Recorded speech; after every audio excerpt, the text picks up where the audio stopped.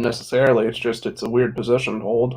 Dualism is dead. It's been dead for about 300 years in philosophy. It's really not very popular. There are a few people, including John Maddox, that like dualism. Anyway, speed of sound and immutable destiny, and we're Howdy. waiting for some others.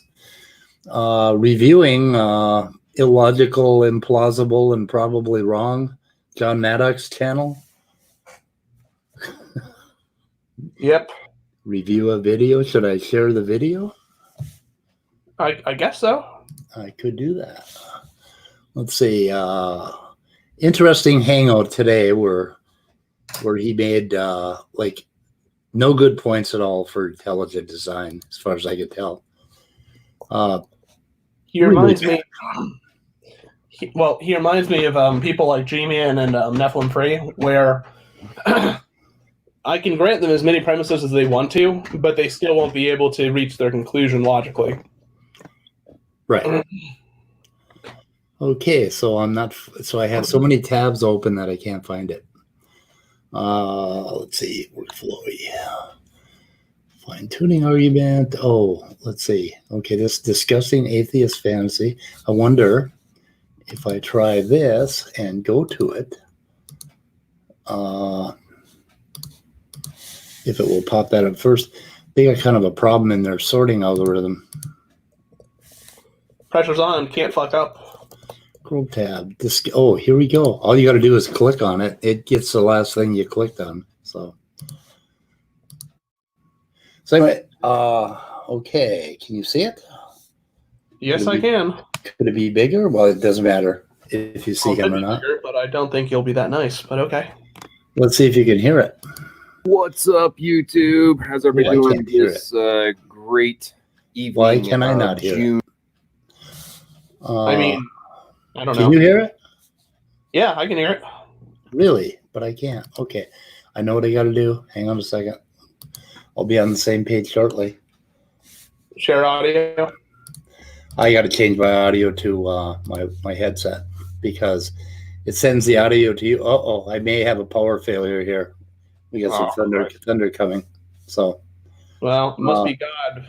Must be God judging Maddox. Oh yes, he is. I went on Standing for Truth channel a little while ago. 20.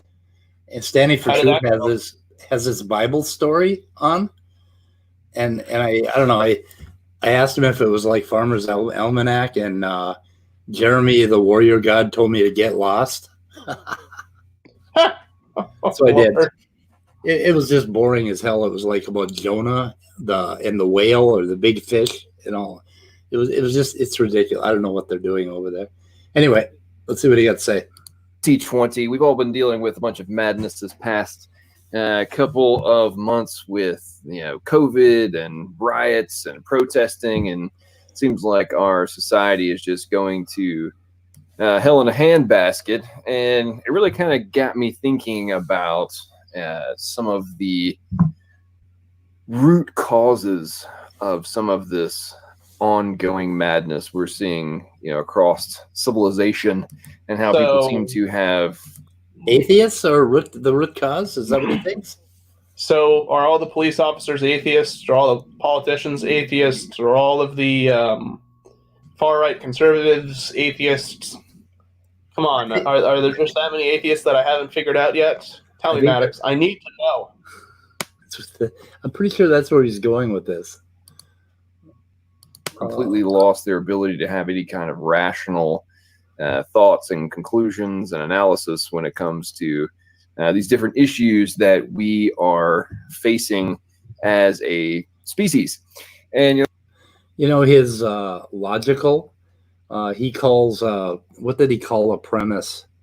Something about RNA. I mean, he calls like biological facts a premise. I have a problem with that. How is that a premise? How are facts a premise? I don't know. But he says there's a premise, and then he talks about RNA or something like that. And it's just like, I think he needs, first of all, he needs to go buy the book Logic for Dummies and read it. It's actually a good book. It's not for dummies. It's a really good book. But that really led me to kind of think more and more about the last couple of months since I've gotten into the YouTube world and started to get into debates and live streams and different conversations and watch more and more of the videos from specifically the new atheist movement, and really start to recognize that perhaps their mindset and the root causes of it are profound elements of the issues that are now plaguing society and causing just so many of the issues that we are facing in general. How in the hell does Maddox. what is the new atheist movement amounts to? What percentage of the American population? It's growing. It's like 30% or something. Really? Yeah, but that's not new atheists. That's just people that gave up on Identify as religion. atheist. Yeah, the new atheist movement probably amounts to about 6% of the people. But so you think about it, what causes the new atheist movement? What are features that are highlighted by it? Well, for one, it's challenging authoritarian structures. Two, it's challenging the current narrative, which is that, well, what was the current narrative? That you can only be good with God, that God is somehow Right. the source that ordains morality to be, for humans to follow, things like that. It arises by skepticism of those types of claims. Yeah, and it's basically there is no evidence to believe in this crazy biblical fantasy they have. So, Well, right. I mean, it's just at its core, atheism stems from the notion of skepticism itself. yeah. And Maddox, I don't know if you're trying to say this, but if you're saying that skepticism is a bad thing and people shouldn't be skeptical, I think you're going to end up living in a very dark world. You're going to end up in a world that's very similar to the Dark Ages and very strict kind of governments that have their practices based upon centralized religion. If new atheism was powerful enough to be affecting our current culture and our problems, then atheist channels like Shannon Q and Apologia would have 300,000 to 1 million subscribers like the cat videos do. The Amazing Atheist has 1 million subscribers. Oh, does it really? Yeah, but he changed his name to TJ Kirk because he stopped talking about atheism a while ago. Oh, wow. I didn't know that. Now he's more onto politics. Yeah. Okay. It's interesting to me how, we don't want to, especially the folks who are on the theist side, we're told don't be too aggressive, don't push too hard, you got to be super duper nice and everything. And I'm all in favor of, actually trying to legitimately and sincerely help people that are having these mindsets and turning off their critical thinking skills. But at the same time, I think we've reached a point where we can no longer just be, traditionally diplomatic, if you will. Yeah, and that's kind of how I feel about this guy. I'm tired of being diplomatic with people like John Maddox and listening to the amount of crap that they're putting out. The other issue with that statement is, oh, I don't mind helping people. Oh, I don't mind helping people get out of help people come to Christ. Yeah, exactly. Maddox, I don't mean this to be rude, and I'm not saying you have to be a professional, but what credentials do you think you have, or, set of character traits you have that make you good at this? I mean, you suffered brain damage, you're an Uber driver, you're like mid-20s. Yep. Doesn't seem to know anything. Certainly not a programmer, as has been shown. Certainly doesn't know anything other than anything about genetics or biochemistry other than ribosomal pausing. And even that, he's learned to be a trap word. So yeah, and he believes that every single protein made depends on ribosomal pausing, and it's been known about for I think since for quite a while. They found it in bacteria, and they found some evidence in eukaryotes, but it certainly is not all encompassing. It's certainly not part of every In fact, ribosomal pausing is a reason that a lot of proteins screw up and don't get made. A lot of mistakes are made. Right. Yeah. So he found a couple of papers, and that's sort of his claim to fame. Okay. And there's got to be very aggressive pushback, like folks like SFT and Raw Mats and Conflict and Nephilim Free and all these different folks are. Oh God, make it stop. The whole brain trust, man. The brain. SFT yesterday said that he had a fine group of intellectuals. Nephilim. I don't know if Nephilim was there, but John Maddox and Raw Matt are his intellectuals. Maddox, people I respect as being apologists are people like William Lane Craig and Hugh Ross and people like that. I don't agree with the conclusions that they use to generate their arguments. Yeah. But let me be fair and say that there are some Christian apologists that are very good at what they do, and they make compelling points. I don't think for a second that what you're saying, and primarily because of your ignorance on certain topics and your unabashed satisfaction with your ignorance, is part of the reason that people are not attracted to listening to what you have to say. Because when you make mistakes, or when people try to probe the contents of what you're saying, we can't get very far, because you do one of two things.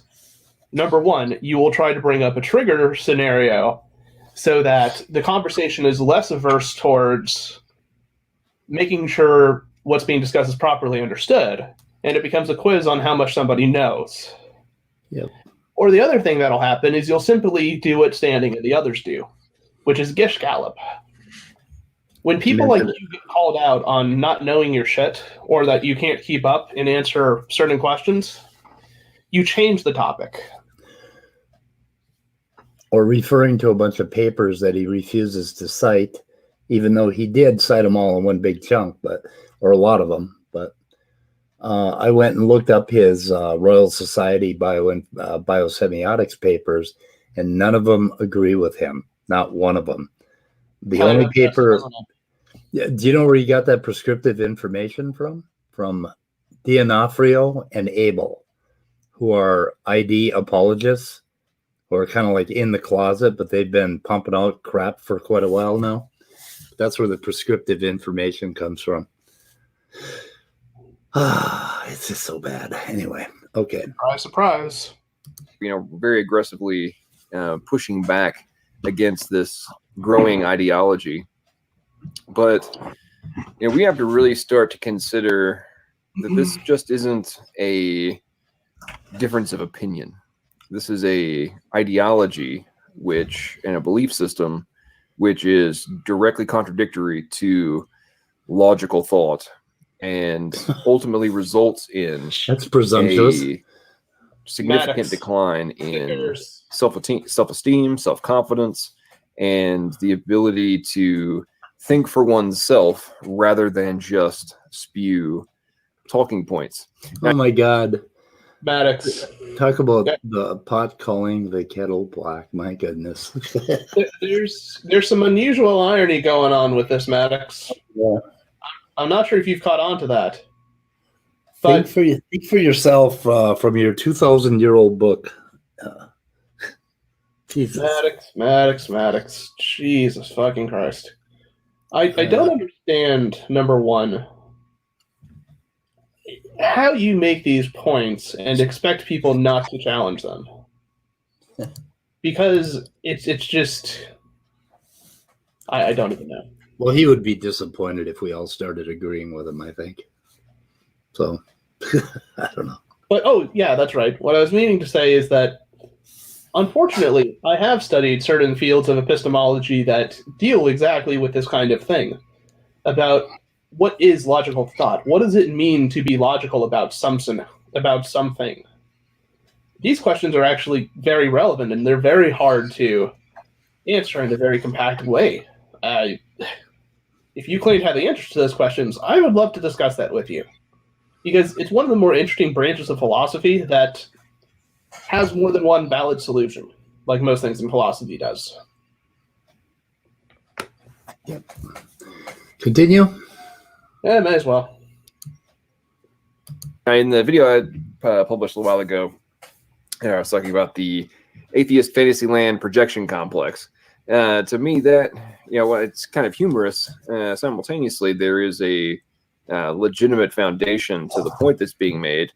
And, as you go through and you go over to modern day debate and you look through the comments after there's, intelligent design versus evolution, or is there evidence for God, or any of those kinds of topics, you will notice that regardless of what evidence was put forth to contradict the standard atheist talking points that supposedly disprove and remove any need or evidence for the existence of a creator, all they do is spew the same copy and paste responses that in no way, shape, form, or fashion actually address the root questions that are being presented in the arguments. And, folks like T-Jump, for example, all we ever hear is about is leprechauns, pixies, fairy dust, sky daddies, magic man in the clouds, God of the gaps, all those things that just flow so freely out of his mouth, and so many other, just using him as an example. And it's like, as you really begin to consider and contemplate and really analyze the evidence that is now being put forth and the arguments that are being made by those in favor of a God, a intelligent designer, a creator, whatever label you want to apply, the arguments that are now being made are in no way, shape, form, or fashion this is some magic that's occurring. It's actually real science. And how in the hell is it not magic to believe that some sort of other being from outside of the universe created the earth and everything 6,000 years ago? I don't understand how that's not magic. It is, but he doesn't like that term. And sky fairies and all of that. And now he's going to go on. The whole thing with John Maddox and probably SFT's entire brain trust is that they have just discovered themselves. They just discovered genetics and science. And they started reading the headlines about science. And they think that scientists just discovered all of this stuff that they're just discovering. Like, they think epigenetics is new. It's not. No, it was developed. Well, it was known about since 1980s, 1990s. The first time the term was used was in 1943, and they had basically, I think there was stuff going on in the 70s and the 80s on epigenetics. In pretty much the 90s, and it took hold in the early 2000s. But I mean, they just discovered it. So Jensen says in its book, The New Science of Epigenetics That Took Evolution by Surprise. No, it did not. We've known for a long time that tissue types are different because the DNA is regulated by epigenetics, and that's how tissue types are different. We've known that for a hell of a long time. It was suspected in 1909, for God's sake. Anyway, these guys had just discovered science, and so they cherry-picked these headlines. For some reason, Cell said that this is the best time for creationism because all these new discoveries are pointing to a God, and this guy will do the same thing.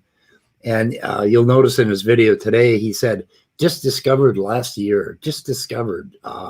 It's like, what is now known is another favorite phrase he is. And it's just this constant barrage of this insinuation that the geneticists and the scientists have not known about this stuff for 20 goddamn years. And it's just like, it just irks me when they do this. They have just discovered the headlines themselves. They think the headlines and some parts of the abstract support their view. And then he infers that basically, science is just figuring out that God had to do it. It's just such bullshit. Anyway, we'll go on. And logic and deduction and induction are being used to come to these conclusions that not only is the modern definition of faith not actually representative of the original definition. But that much faith is not actually required anymore if you actually take the time to go and research for yourself, look at the evidence that is now available to us to consider and contemplate and analyze, as I said before, and really think about, if these are the requirements for life, if these are the pieces of evidence that now, in my opinion, beyond doubt, indicate that a intelligent agent of some sort was required for not only life to exist, but also for the universe itself to exist, then you have to ask, why are we being accused of being the ones that are living in a fantasy land, believing in magic and a God of the gaps? Because you do. You want to play that again? Yeah, I want to. I would argue those who are actually magic ones that are. Why are we being accused of being the ones that are living in a fantasy land, believing in magic and a God of the gaps? When I would argue those who are actually living in that mindset are the hardcore atheists who refuse to even consider it being a plausible argument, let alone a reasonable one based on the evidence. Okay, so I can answer that. So one reason is that the arguments that you've shown are no different or aren't overly different from the arguments that were used back when Thomas Aquinas was around. Some of the terminology and some of the scientific data supports your points, and so you believe it. But the issue fundamentally is that for something to be plausible, right, there has to be some mechanism by which it can be shown to interact with the world for that kind of thing to happen, right? For instance, in modern, like elementary particle physics, one thing that's still not been proven and that needs to be shown is that the force of gravity has to have a conveyor particle, such as the graviton, for instance. We understand, or we're beginning to understand more about what the mass of the graviton must be and other fun things like that. But fundamentally, there needs to exist some mechanism for some phenomenon to actually hold water and to work. Well, okay, you've given us an explanation, Maddox. You've given us the fact that there's this God that exists. Okay, that's fine. How does it operate within the natural world? Like in our discussion that we'll review soon, my point in bringing this up was that it's not that we actually disagree on what steps are necessary by which to obtain life from abiogenesis. It's the process itself that seems to be under scrutiny about what environments are needed to produce certain bioprecursors and biomolecules in a significant yield. And fundamentally, the chemistry that's there has to be able to work to perform those products, with or without a God. So that's the whole point of this. It's why is a God necessary in discussing naturalistic processes regarding the origin of life? When he's not necessary for turning a zygote into a fully functioning human being or an elephant. Right. Yeah. And unless you're wanting to say that like God literally pushes atoms together. They had this rhetoric going on about how evolution is such a waste of time and that it's preventing science from happening. And actually what they want to do is they just want to attribute it to magic, all of the past, basically, and they want to attribute it to the fall, and they want to shut off science entirely. They want science to quit questioning this, quit looking for a mechanism, quit looking for abiogenesis.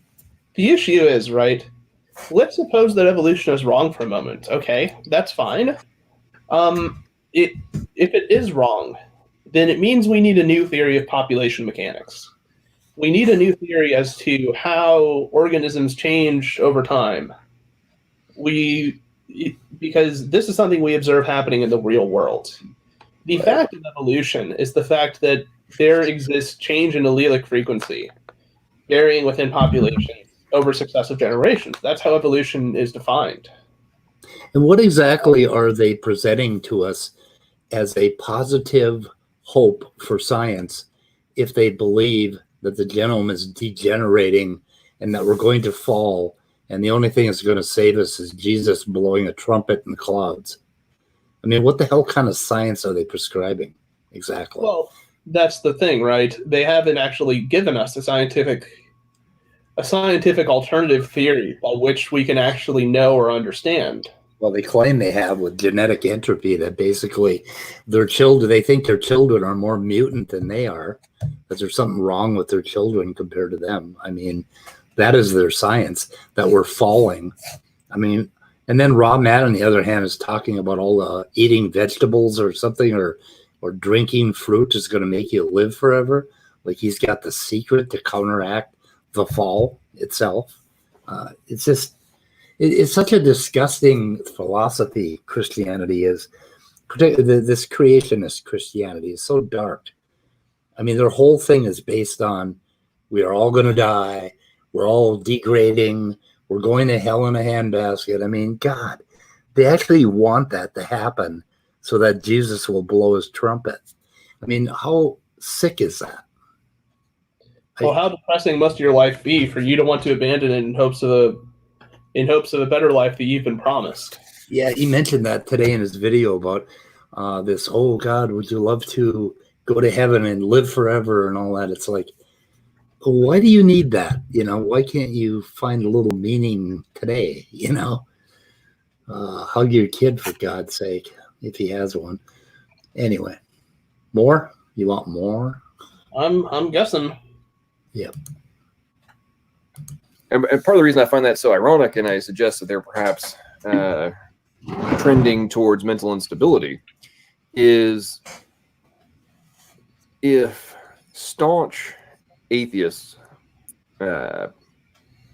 evolutionary biologists, chemists, physicists, astronomers, the list goes on, as they finally take the time to look at all these different pieces of evidence, many of them are starting to come to the conclusion that they may not know which God was required.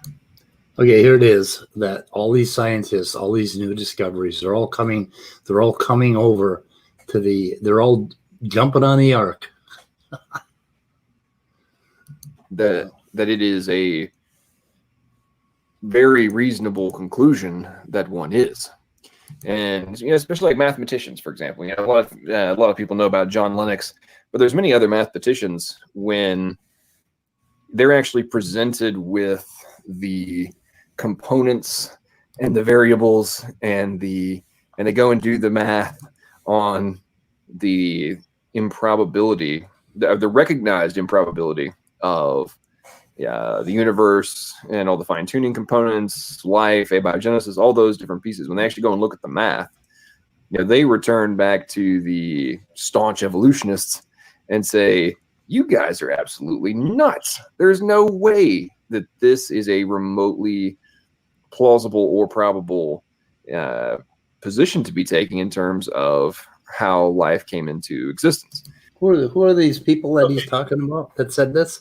Would you like to understand? Let's grant that, right? Even if that's true, right? Why is that stupid? In my opinion, at least, probability, right? When you consider the probability of A and B and C and D and whatever, right? What it is, it's a multiplicative process, which means that the more terms you incorporate into that equation, the smaller the probability becomes. It exponentially decreases. So any random series of events that I can choose, for instance, that it rained today, and immediately after it rained, the sun came out, and after the sun came out, several hours later, one of the rose plants outside of my house finally bloomed. Well, yeah, that's highly improbable, because it's contingent upon each of those individual probabilities occurring. Right, but still, those things happen. It happens all the time. So Emo's here. Hi, Emo. I think Emo, you here, buddy? He's muted. But yes, I mean, if you see my point, it's about probability doesn't tell you if something is going to be likely to happen because it fails to account for mechanism.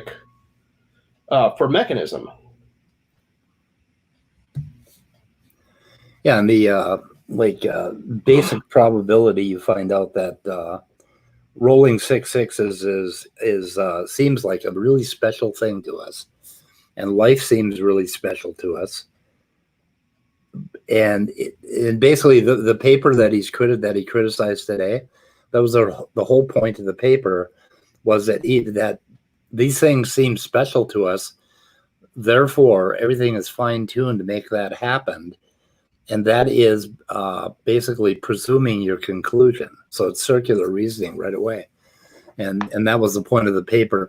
And I forget what his criticism of the paper was. It came early on in his talk, but it was just bullshit. And he basically, I don't even think he understood what the paper was saying. I mean, the paper was saying that you're presuming your conclusion if you think the earth is fine tuned for life, just because you happen to be alive. And Emo made a couple good points about that in the latter part of the broadcast, but I can't remember what you said exactly. But it was pretty cool. Something about how somehow cosmology something, Yeah, and therefore evolution's invalid. So. And then Maddox, he used Coke cans. He used wall in China. He had all of these things that men build, programs, cell phones, all the things that men build. And then he says, and you believe that men built those, so you must believe that an intelligence built life. That's the conclusion he jumps to. Like, I know that carpenters build tables, that they design and build tables. Therefore, when I see a table, I will think, oh my God, a carpenter designed that and built it. Now they imagine that there's a God that made life, and they imagine it because of their damn Bible. And therefore, they see life and they jump to the conclusion that God designed it. Yet they will say over and over again that man has not been able to create the simplest life, the simplest living thing. The point is basically that life is quite different from tables, from walls in China, from bottles of Coke, and from Ford Pintos and SUVs. The paper kind of makes a case for that. Oh my God, I lost the paper. I will find it. Anyway, the paper had a pretty good summary on that. The last statement on the paper. I will go fetch it. So. Want to listen a little bit? Sure. Then the same thing, the physicists and the astrophysicists and the astronomers and different folks start looking, and the mathematicians look at the variables required for the universe to exist. Many of them are coming to the same conclusion, and many who have been hardcore atheists for 30, 40, 50 years, as they take the time to, hey, I've established myself in my career, I've been successful, now I'm older, and they're not so worried about whether or not their papers are going to get published or if they're going to get ostracized by their... Here we go, conspiracy theory. That basically there's a big conspiracy in the government and everywhere in science that you can't speak out against evolution. So, well, there's a more gross conceptual error here too, which is that, Maddox, if you think of it, your point about new technology and things that are so much better than they were 10 years ago, 20, whatever, right? How do you think exactly that these technologies form? Is it because that our scientific theories aren't improving, that certain conceptions we had in the past aren't being proven wrong? Right.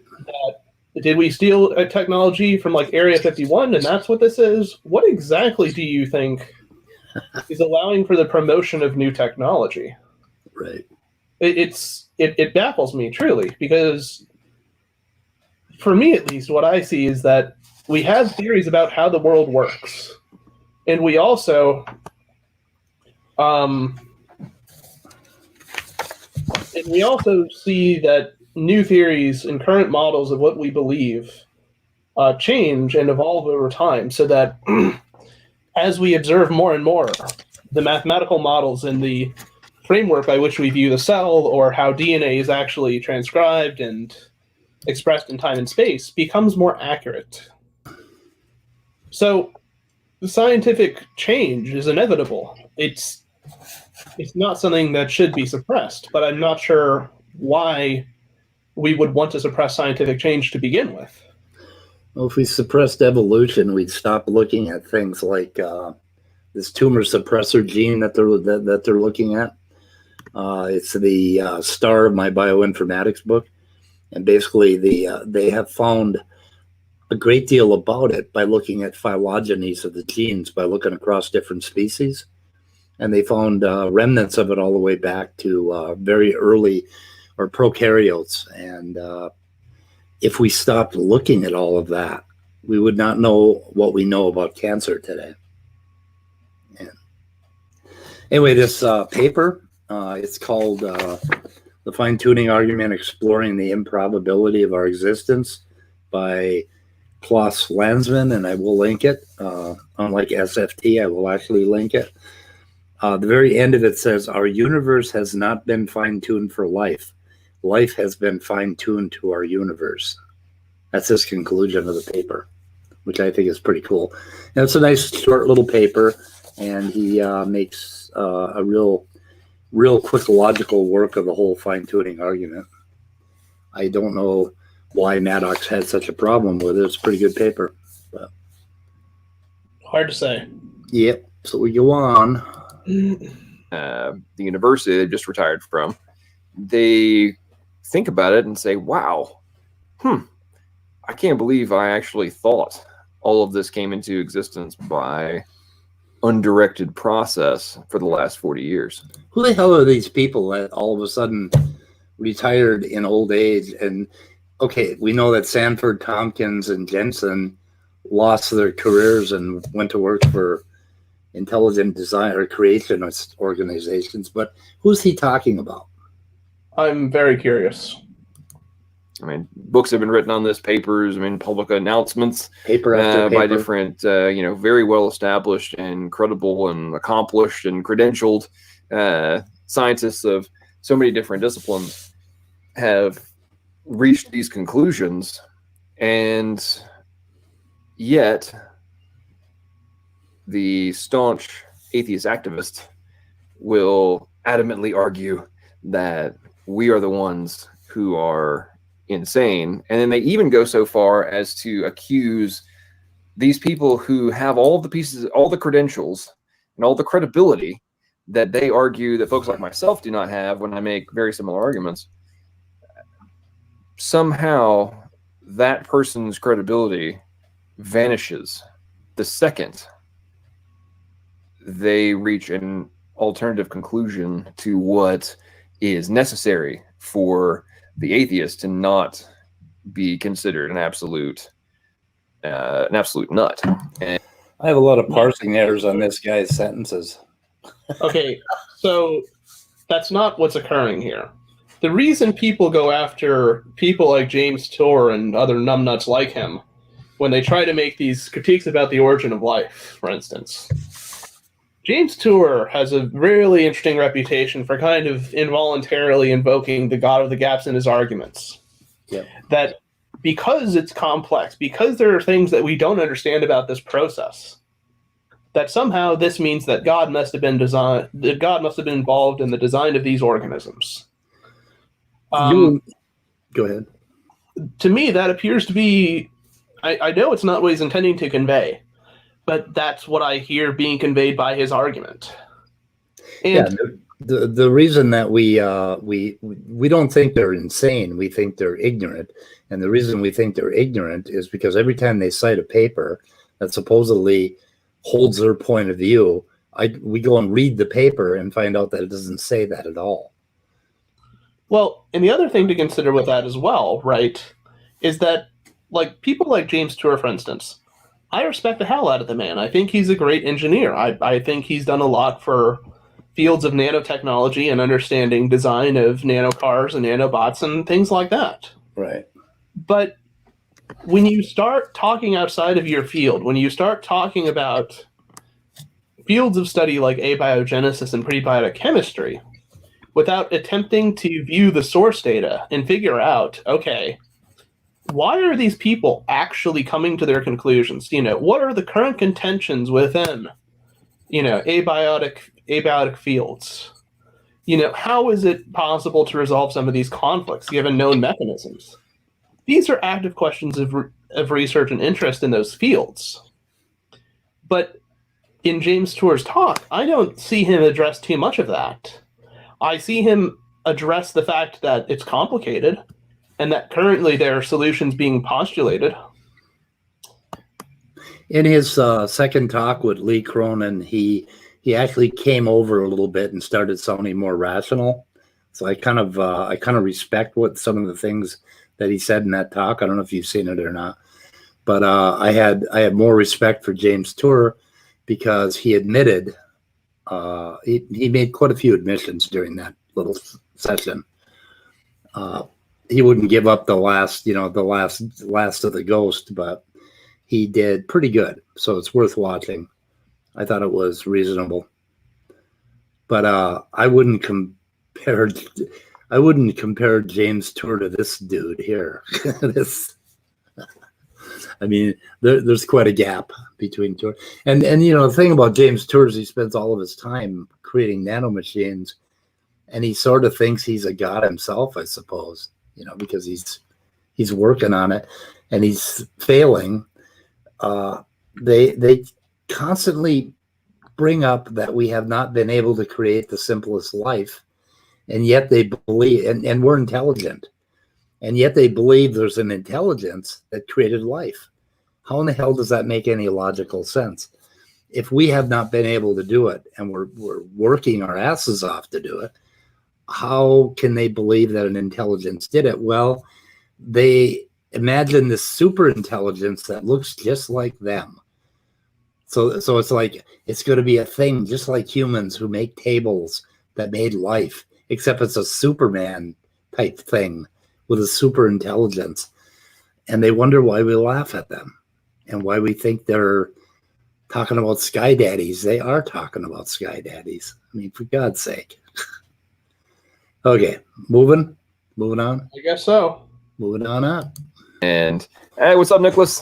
Thanks for stopping by, man. Decided to go on a little late night rant about some different things that I've been thinking about. Appreciate you coming by.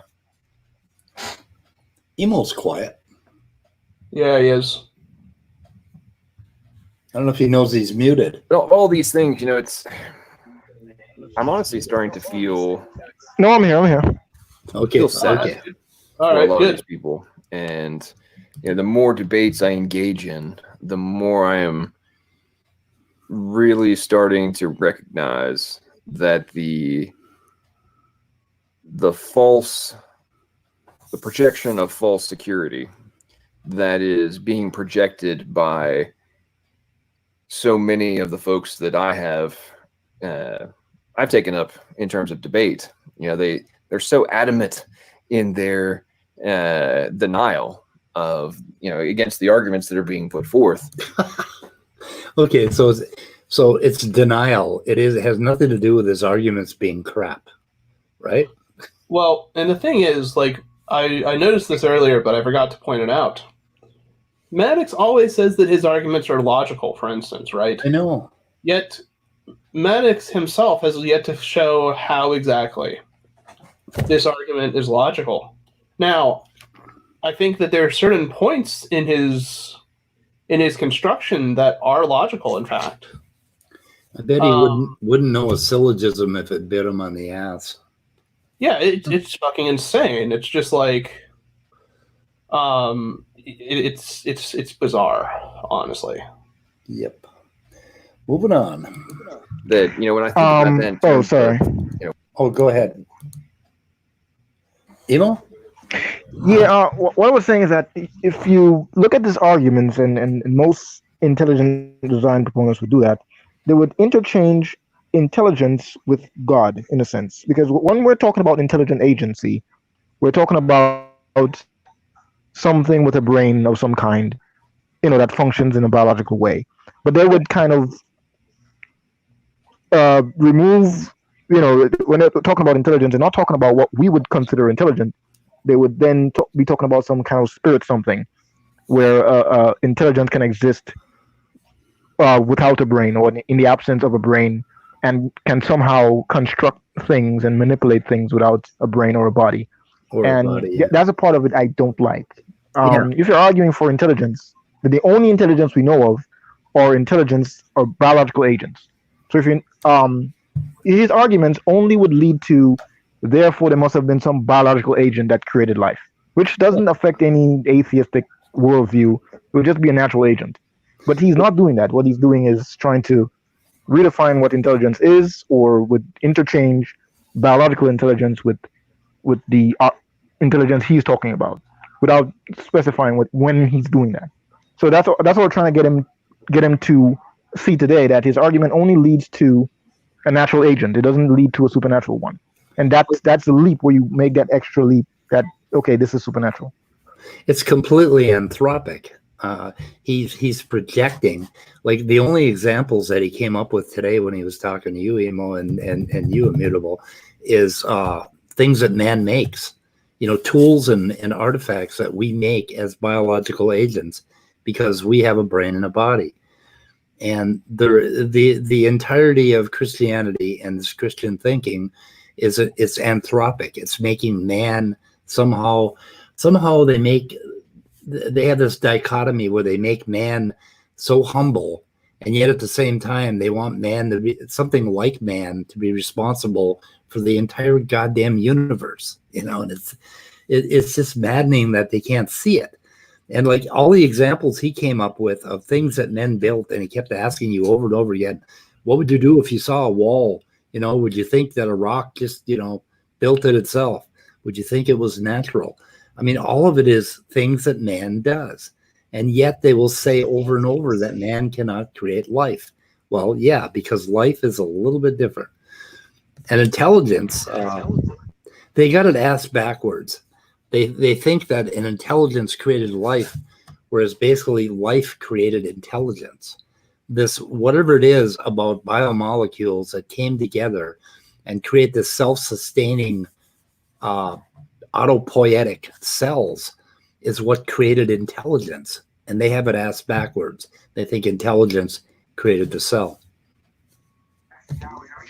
Right? And there's another thing I find kind of poor with their reasoning, is that they think that you can somehow look at these complex physical phenomena, like the origins of the universe, the origins of life, or biology in general, and just make up a simple syllogistic argument that would explain the phenomena. So it's just basically, I'm going to create a deductive argument, this, then, there, therefore, and then conclude that therefore that's the case, and that's it. It's lazy. It's easy and it's lazy. There's no work put into it, because when he was asking the question about if I was to see this and I was to see that, it's not like if I'm going to see something and then say, hey, that was designed. Obviously, we'd have to investigate how this thing was designed. What mechanisms are there that can produce such a thing? And then we draw the conclusion, okay, well, then, we have these mechanisms that can produce this, these mechanisms that can produce that. Because when it comes to life itself, as to what specifically was designed in the first life form, they don't know. All they would argue that the life was designed. Yeah. For example, the ribosome, biologists actually were able to realize that the ribosome itself is not necessarily. They were able to reverse engineer the ribosome, in a sense. Something that they should be able to do, but they don't. They just look at something in its current form, its extant form, and then argue that it must have been designed that way, without even trying to see, well, maybe this could be reduced in some way. Maybe even if it was designed, let's try to see where the design really is and where evolution, kicks in. But they don't do that. They just look at an organism. Well, and I think it really showed. Or a cell, yeah. I think it really showed, like, in our discussion, and maybe we'll review that particular section at some later point in time. But when me and Maddox were talking about enzymatics, and he was trying to raise this point about, oh well, certain things wouldn't occur without enzymes, and I was trying to get him to see, for instance, that you can in fact have things occur without enzymes because enzymes work in a very specific type of way, which I explained in that discussion. And enzymes essentially. Go ahead. They speed things up. Yeah, they speed things up, and they speed it up by virtue of the fact that these chemicals, what they're doing is they are acting on, or the active side of the enzyme is relaxing certain bonds that are ordinarily hard to break, and it's allowing the reaction geometry to be precise enough so that the reaction can occur on a consistent basis and at a lower energy level. Well, what that depends on then isn't the enzyme itself, but it depends on what amino acids constitute the active side of that enzyme. Right? This problem reduces itself to being a geometric problem. And in prebiotic chemistry, that's exactly what we're trying to see. We're trying to see if there are naturalistic means by which what type of interactions favor the complexes we see in biological systems that accelerate a reaction, right? And it's, and I don't think he understood that because he asked, well, how does the protein form? Yep. I don't know. I go outside and I see my lawn furniture, and I think some men might have designed that. And then I had these oak trees out back, and I never think that men designed those. I don't know why they would put each leaf the way they put it, right? I mean, right? But he looks at it and he says, oh, my biblical God designed it, because he has the biblical God so imprinted in his mind that he does exactly the same thing when you run into a watch on the beach, except he does it with his imaginary friend. So, want to go on? Moving on? Go ahead. Okay, so these people are hopefully actually taking time to truly contemplate and ponder what it means to exist. For me personally, after my brain surgery, for this past 7 years, I have spent a significant amount of time, contemplating and just making observations about, what it means to exist. What is the purpose of existence? And it's become very profound to me the more I've learned about quantum mechanics and biology specifically. Just observing the world has become exponentially more vivid than it was before. Even though I believed in a creator, I was so consumed with, sex, drugs, and rock and roll, making money, and living the good life from the worldly perspective, that I had lost appreciation, both just because of being consumed by the things, but also because I did not truly understand the design and the creativity and the detail, the intricacies of what made it all possible. Yeah, and but I do basically. It sounds like he lost touch with his life, and then he had this traumatic event, and then he found his life, and he somehow mistook that for Jesus. Like I was talking to Neff the other night and explaining that to him. You don't need the dogma. And it really fascinates me now. Like earlier this morning, I was up early. I was out driving around, and I had the opportunity to observe the moon. You want to skip this part? Sure. I mean, it's the question, like philosophically, of what it means for something to have purpose, or things like that. Those are quite convoluted questions philosophically, and I really don't think anybody has a clear, cogent, like perfect description of what it means necessarily. Yeah, there's basically the reductive approach to life is you start to get so wrapped up in as he puts it, sex, drugs, and rock and roll and money, and you get involved in your day-to-day life, you forget to breathe, you forget to see the moon, and then you have this experience. I mean, a lot of people wake up in their mid-40s. It's called a midlife crisis, and they suddenly start to see values differently. And these guys, what they do is they reduce it back down to the biblical Jesus and bullshit Christianity, and they're missing the point entirely, but somehow it sustains them. You know, it's this come to Jesus moment is basically something that happens to human beings when they've gotten tired of reducing everything to rational bullshit in their brain, and they wake the hell up and they see the moon. So we'll listen to what he says about the moon, because Buddhists like the moon a lot. They talk about it a lot. I'm just waiting for the sky from an angle. Go ahead. I'm just waiting for the part where Maddox turns into a werewolf. Yeah, that would be cool. He kind of looks like one, doesn't he? And he's ginger, so he's halfway there, right? Yeah, look at this freeze frame I got here. He's turning right now. Full perspective. It was bright white. It was beautiful. And then in a very short period of time, I watched it go from a relatively small light to gigantic on the horizon, and it was blood red. And it's probably 5 o'clock in the morning. And as I was watching that, I was just struck by the beauty that I was being able to observe, and how ironic it was that the perception I had through my own eyes could not be recreated by my high quality camera on my phone as I tried to capture the beauty that I was observing. And obviously I understand there's aspects of the distortion and everything, but the irony for me is, you know, our eyes and our visual cortex has the ability to account for these different pieces of the puzzle that our high-tech cameras cannot.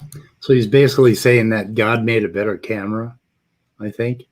I'm surprised that as much like technology he's familiar with, that he doesn't realize that cameras have limitations and distort the fuck out of things if you're not careful with how you handle things like exposure and all sorts of various photographic techniques. You have to know what you're doing. But I think he's basically saying that God should go to work for Apple and create a better... But that's a very interesting argument he's making, in that here with the eye, he's saying that God, well, our eyes, God's creation, is nowhere comparable to a camera phone. But there are things that we make that are way better than designs God would make. For example, we make things that can travel through space, for which God seemingly have never done that. So are we better than God in some aspects, or what? So you see that argument doesn't really apply across the board. Yeah. Well, I'm also curious, though, because, like with eyes particularly, we don't even have the best model of the eye. You can thank octopuses for that one. The octopus eye is much more developed and, well, better developed than our eyes are for a few reasons. And for one, they don't have a fucking blind spot. And the point is made again that man and intelligence cannot design a camera that is as good as our visual cortex in our eyes. So, I mean, nature, on the other hand, has come up with this much better camera, I think. I don't know. Yeah, but we have surpassed nature in some respects. We can run a lot faster than cheetahs right now with our Ferraris and okay, moving on.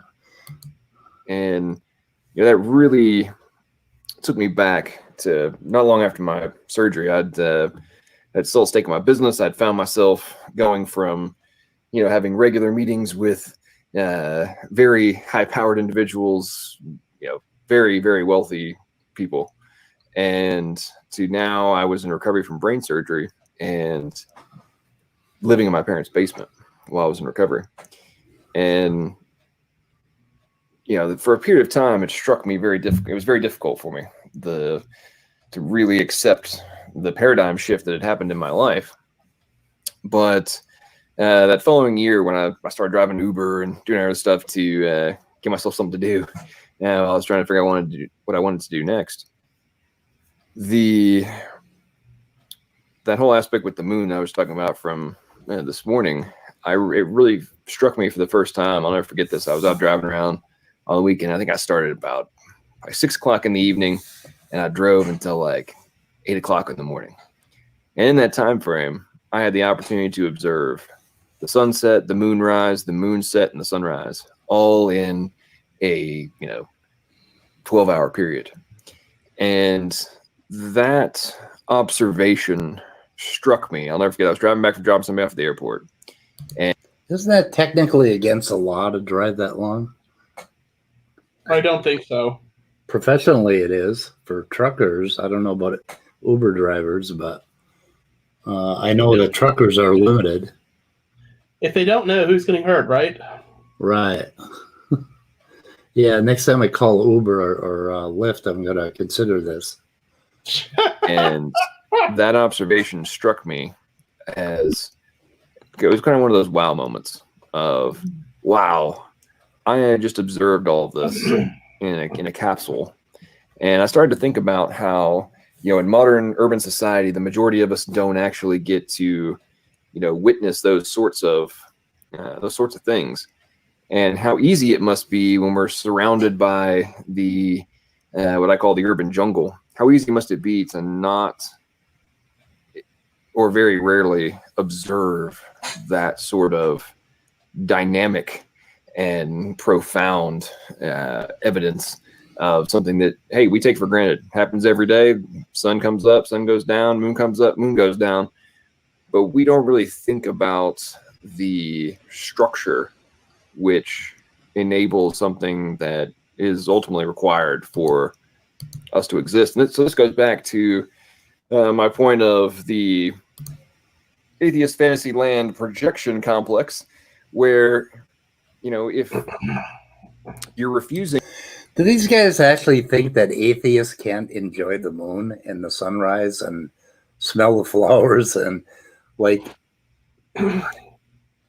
that just kills me. I feel like this is Maddox projecting again. Yeah. So his life was screwed up. He was, way bound up in his, his thinking brain, and he had this whatever kind of accident happened to him, to his brain, and then he came out of it and he woke the hell up. And that's, something that is available to anybody, no matter what your worldview. I mean, it isn't an exclusive Christian thing to be able to enjoy the moon turning blood red as it descends. I don't know. But yeah, he had an experience, and you can tell, and it transformed him. And that happens to a whole lot of people in of all worldviews. So if I'd have to kind of assign like a life story for Maddox, and I'm not saying this is true, but kind of what he's given us to work with, I would say that probably, like if I had to guess, it seems like that brain surgery, that brain issue might have been caused by his past life, him drinking, partying, banging girls, whatever. It would be interesting. And something happened with that. And that might have caused, some kind of transformation in him to occur. It's nice how he said, like living in the concrete jungle, you don't get to observe nature. And that brings into mind when creationists try to dismiss out of hand the conclusions of anatomists or paleontologists who are actually in the field, and they would notice things and so on. And they would present a fossil and they would just dismiss it as just bones in the dirt, or they would see a fossil of some species that may haven't changed so much, for example, as the coelacanth, and they would be like, well, it looks the same to my untrained eye, therefore it is the same. And that's the kind of argument they make, because of course they don't actually go into the field and observe these things. I don't think he himself is actually observing observing biology in the way he talks about it. That's why I usually like to use plants, because these are things you can actually dissect and look at yourself, so you can actually know what you're looking at. Yeah, it kind of bugs me when you would show a creationist some kind of fossil evidence and just dismiss it as bones in the dirt when they themselves never dissected any animal or analyze any fossil or even read a paper that analyzes a fossil. Yeah, it's kind of ironic though. Or basically, if they reduce the just wonderful thing that is going on in cell biology, and they reduce it to something like a man designed it, they're just missing so much. I mean, it's ridiculous. Like looking at a tornado, which is awesome and tragic, but yet it's very beautiful. And looking at that and saying, oh, some guy must have made that, except he was a Superman and he's really big and he's up there in the sky and he's whirling around. And it's like that reduces it in the same greedy way. It's like greedy reduction. It's ridiculous. You reduce things in order to understand them, but then you expand them again into the natural wonder that they actually are. And that's what I think they miss. So, I mean, they're just reducing all of biology, all of this wonderful life that's going on the earth right now. They reduce it to this biblical bullshit story with this dark God that's degenerating everything and trying to kill us until he blows his trumpet. I mean, how ridiculous is that? Also, Maddox, buddy, you might want to see the people that did your brain surgery because I'm not sure it's working out. I think maybe they didn't connect some wires. I think they didn't connect the empathy part and the humility part because he is so arrogant. His laughing, his little snickering that he has, and his is basically all arrogance. And he is very arrogant about what he knows.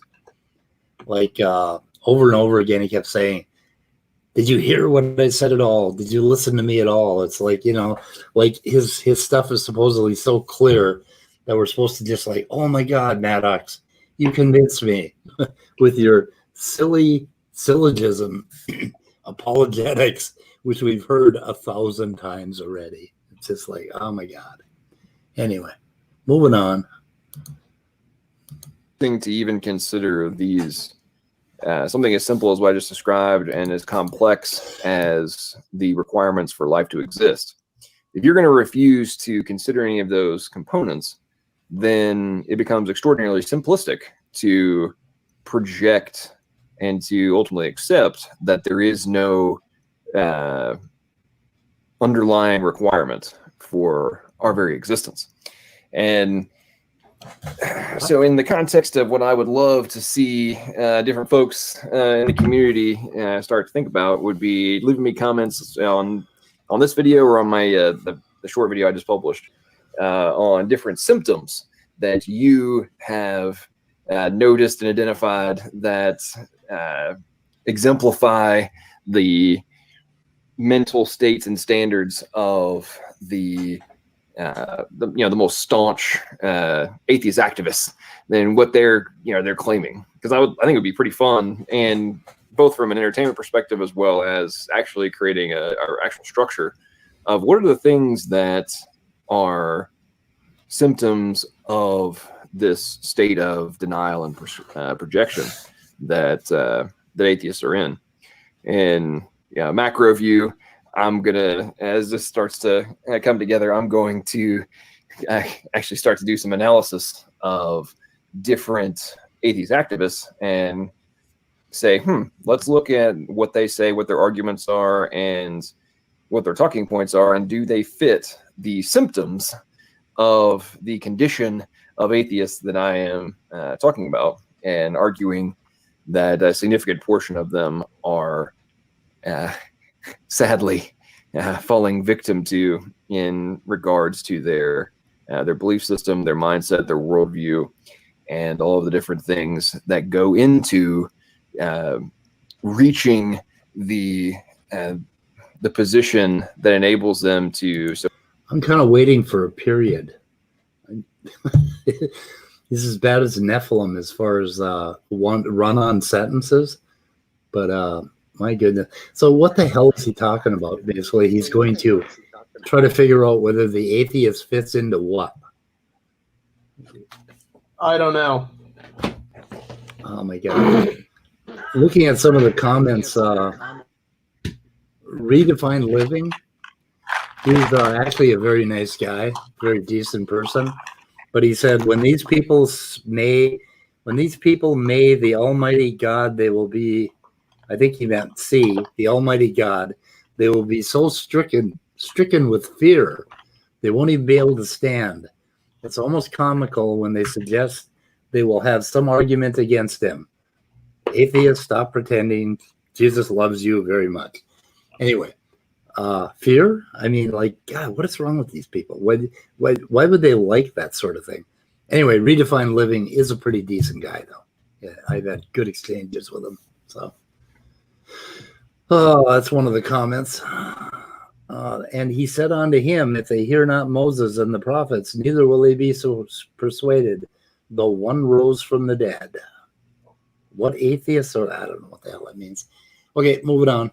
So adamantly and aggressively argue that we who believe in a higher power are somehow out to lunch and are refusing to use our brains and any kind of rational thought towards our views.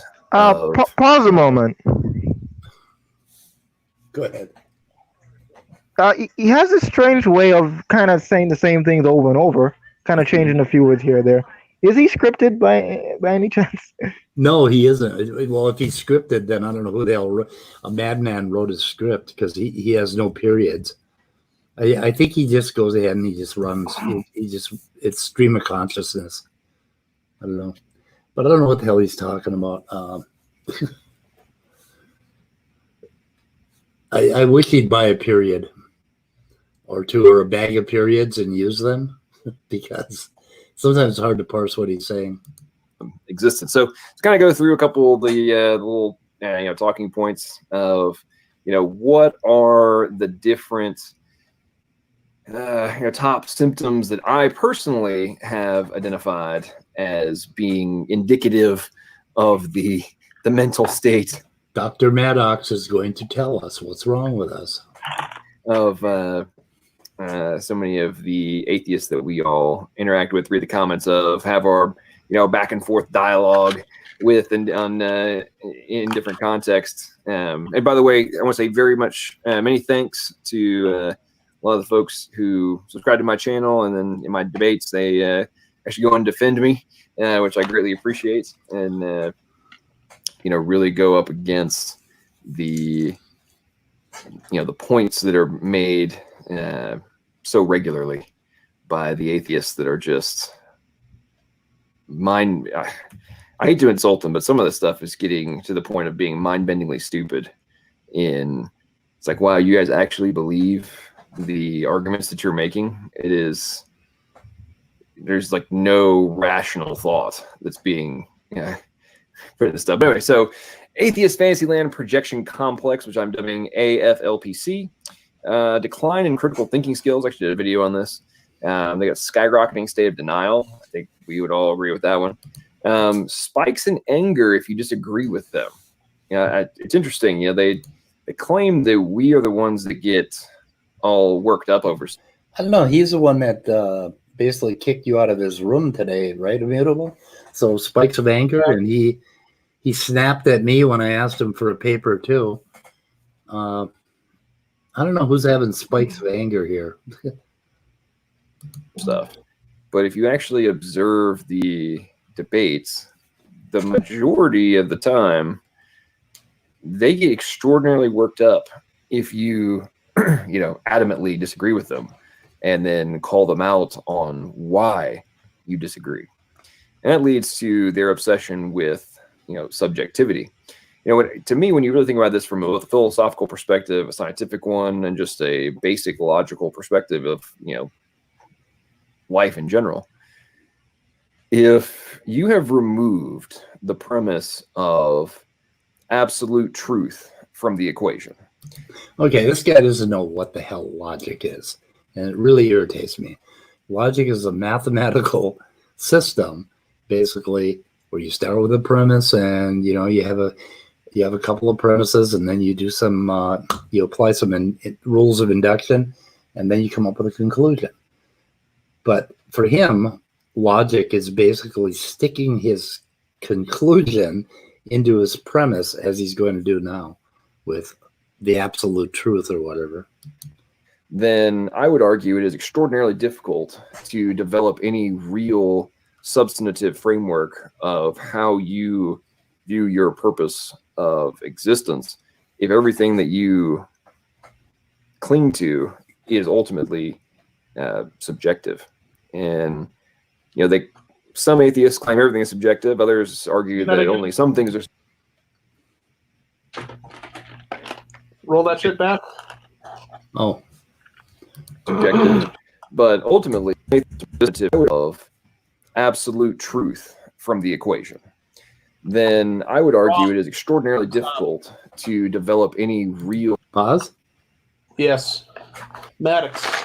Within any logical construct, and math is based upon philosophy ultimately, you can derive absolute truths, but it depends on the logical system you're using to build that notion off of. So I don't think most atheists deny the principle of absolute truth, that it can be obtained. Right, but the thing is, when it comes to the existence of God, are you trying to show that? You can show it an inductive argument, a deductive argument, or an abductive argument, right?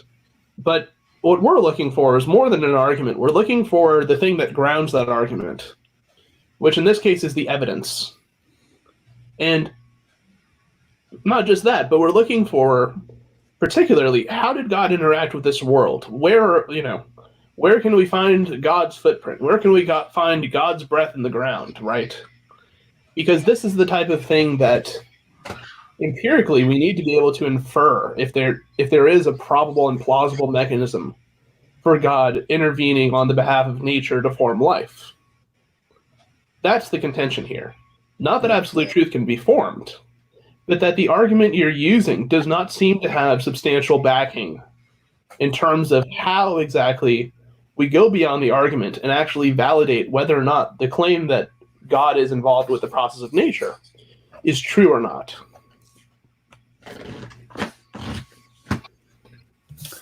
Okay. Didn't he say absolute truth was the premise? It can't be. Yeah. That makes no sense. Substantive framework of how you view your purpose of existence if everything that you cling to is ultimately subjective. What the hell do I need a purpose for my existence for? I seem to breathe without it quite well. I don't know. And some atheists claim everything is subjective. Others argue that only some things are subjective. But ultimately, pretty much all of them have to, at some point, admit to subjectivity applying in their worldview to a massive percentage of the foundational elements of what it means to be human. But next one, inability to answer. What the hell did he just say? Could you parse that? I don't know what he just said. Answer direct questions. I was actually dealing with this the other day after in response to some guys from my debate with Smokey Saint against Michael the Canadian Atheist and RIBS, which stands for Religion is BS. He actually says it out loud, but I did as well in the debate. But going back and forth with quite a few people who were attacking me viscerally in the comment section, multiple folks who dismissed my arguments, I would respond back to them with a direct question. Okay, if these are the things that are required, name me one element that has the same variables required that could exist without an intelligent agent.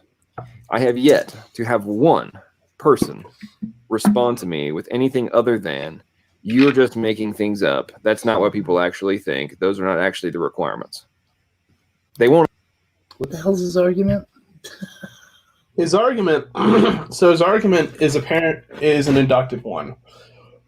his argument is trying to induce the fact that since the only types of coding systems arise by the means of an intelligent agent causing them to exist and programming them to exist the way they are, it is then a reasonable inference and a logical induction to say that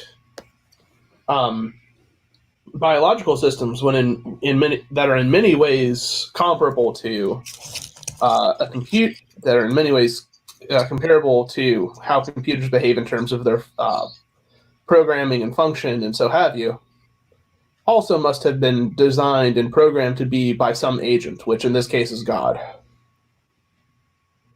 Right. So when I look at, I was looking at basically a biochemical system today. I think it was TP53 or whatever. And it looked to me like you took a bunch of little tiny logical pieces, like if this, then shut that off. If this, then turn that on. And you had a handful of them and you threw them down on the table and they just happened to form a pattern that worked. That's what life looks like to me. I'm a programmer and I have never seen a biochemical system that looks anything like a program that I've written. The thing is, too, is that to my understanding of programming, right, when you program something such as a logic gate, you're programming it so that one input has a very particular output as its response. Unfortunately, in biological systems, even if you have all the necessary inputs for a system to be generated, for instance, you will still have an issue that there might be some siRNA or miRNA that intervenes and causes the transcription of some gene or some protein product to ultimately not form and for it to be degraded. Something stochastic, basically. Right. There's this random element, or seemingly random element, in both proteomics and in genomics that prevents that complicates the normal genetic process from occurring. Yeah. It's been a long time since we've had to program a logic gate that just did an AND function or an OR function. And biochemical processes do nothing more than that. They're the very basic atomic little pieces of a program. A program consists of a large algorithm, data, and a whole lot of conceptual planning. It has nothing to do with biochemistry at all. You could say that some biochemical systems do function like with XAND gates and XOR gates and NOR gates and things like that as well. Yeah, very simplistic little tiny atomic programs that are thrown together, and they've created these little robots that run around and fight each other or behave like ants, and they've determined how ants build hills based on just very, very simplistic little atomic logic gates. But that is not programming. That is not what an intelligence would do. An intelligence would create an algorithm much more complicated. Intelligence would do it much more in a more simple fashion. Right. It's just a complete misnomer to call biochemistry programming. I would call it maybe a simple CPU or logic gates, programming as it was back in 1980. I wouldn't say it's simple. Not when you begin to examine how biochemical pathways interact with each other. Well, yeah, it's a spaghetti code mess is what it is. I mean, a real bad mess. Yeah, clusterfuck. And that's why this tumor suppressant gene, TP53, causes cancer. Because it's a mess. And one little piece goes wrong, and all of a sudden you have cells that don't die. And you got cancer. So, not well designed. I'm going to actually answer the direct question, which is if these things are required. Oh, go ahead. Emo, go ahead.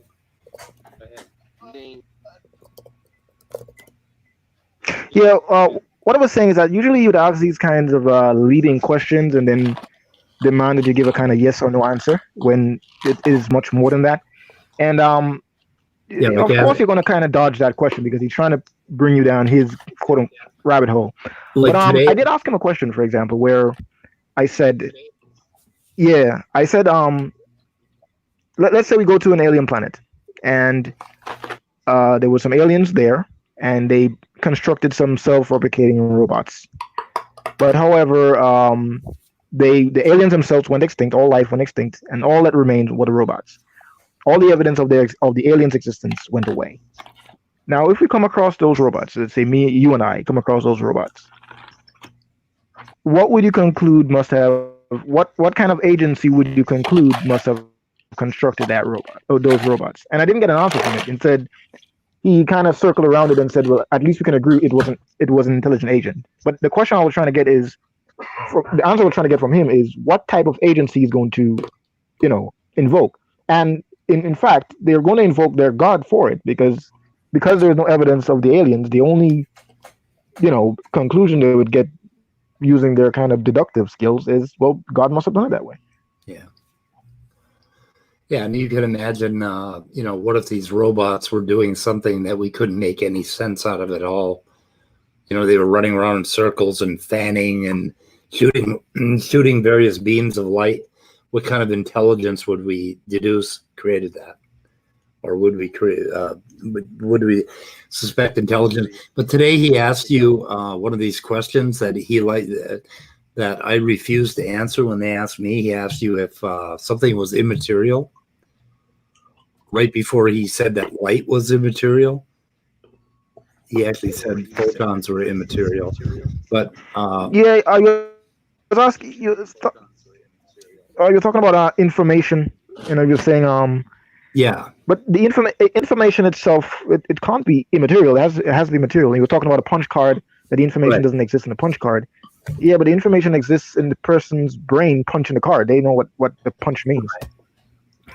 I thought it was kind of cute that he said punch cards were plastic. They were not plastic; they were paper. But I guess maybe you kids don't know that. No, punch cards were paper. I mean, at least what I recall of them. They were paper, yeah. But anyway, he was trying to say that he was trying to get Emo to say that the information in DNA was immaterial, therefore it had to be supernatural.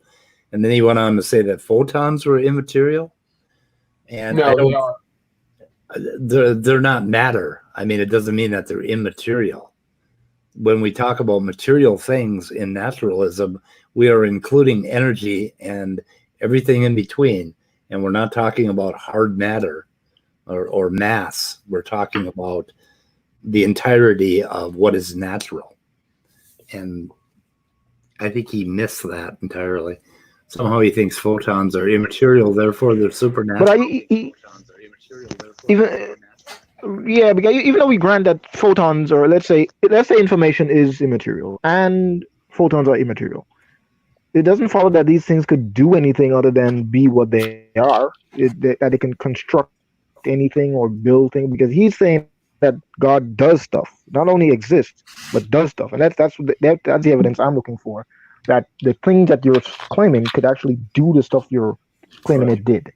So you can show me some kind of parallel or some kind of example of God actually doing something, or that's what I'm looking for, instead of just the vague argument. To his fairness, he doesn't understand this, but there are such things as virtual photons, but photons are material. Yeah. Yep. I equate immaterial with God thinking, basically. If you say things that we make up in our head, there's no such thing as immaterial. Everything renders to material. And this really pisses John off when I do that.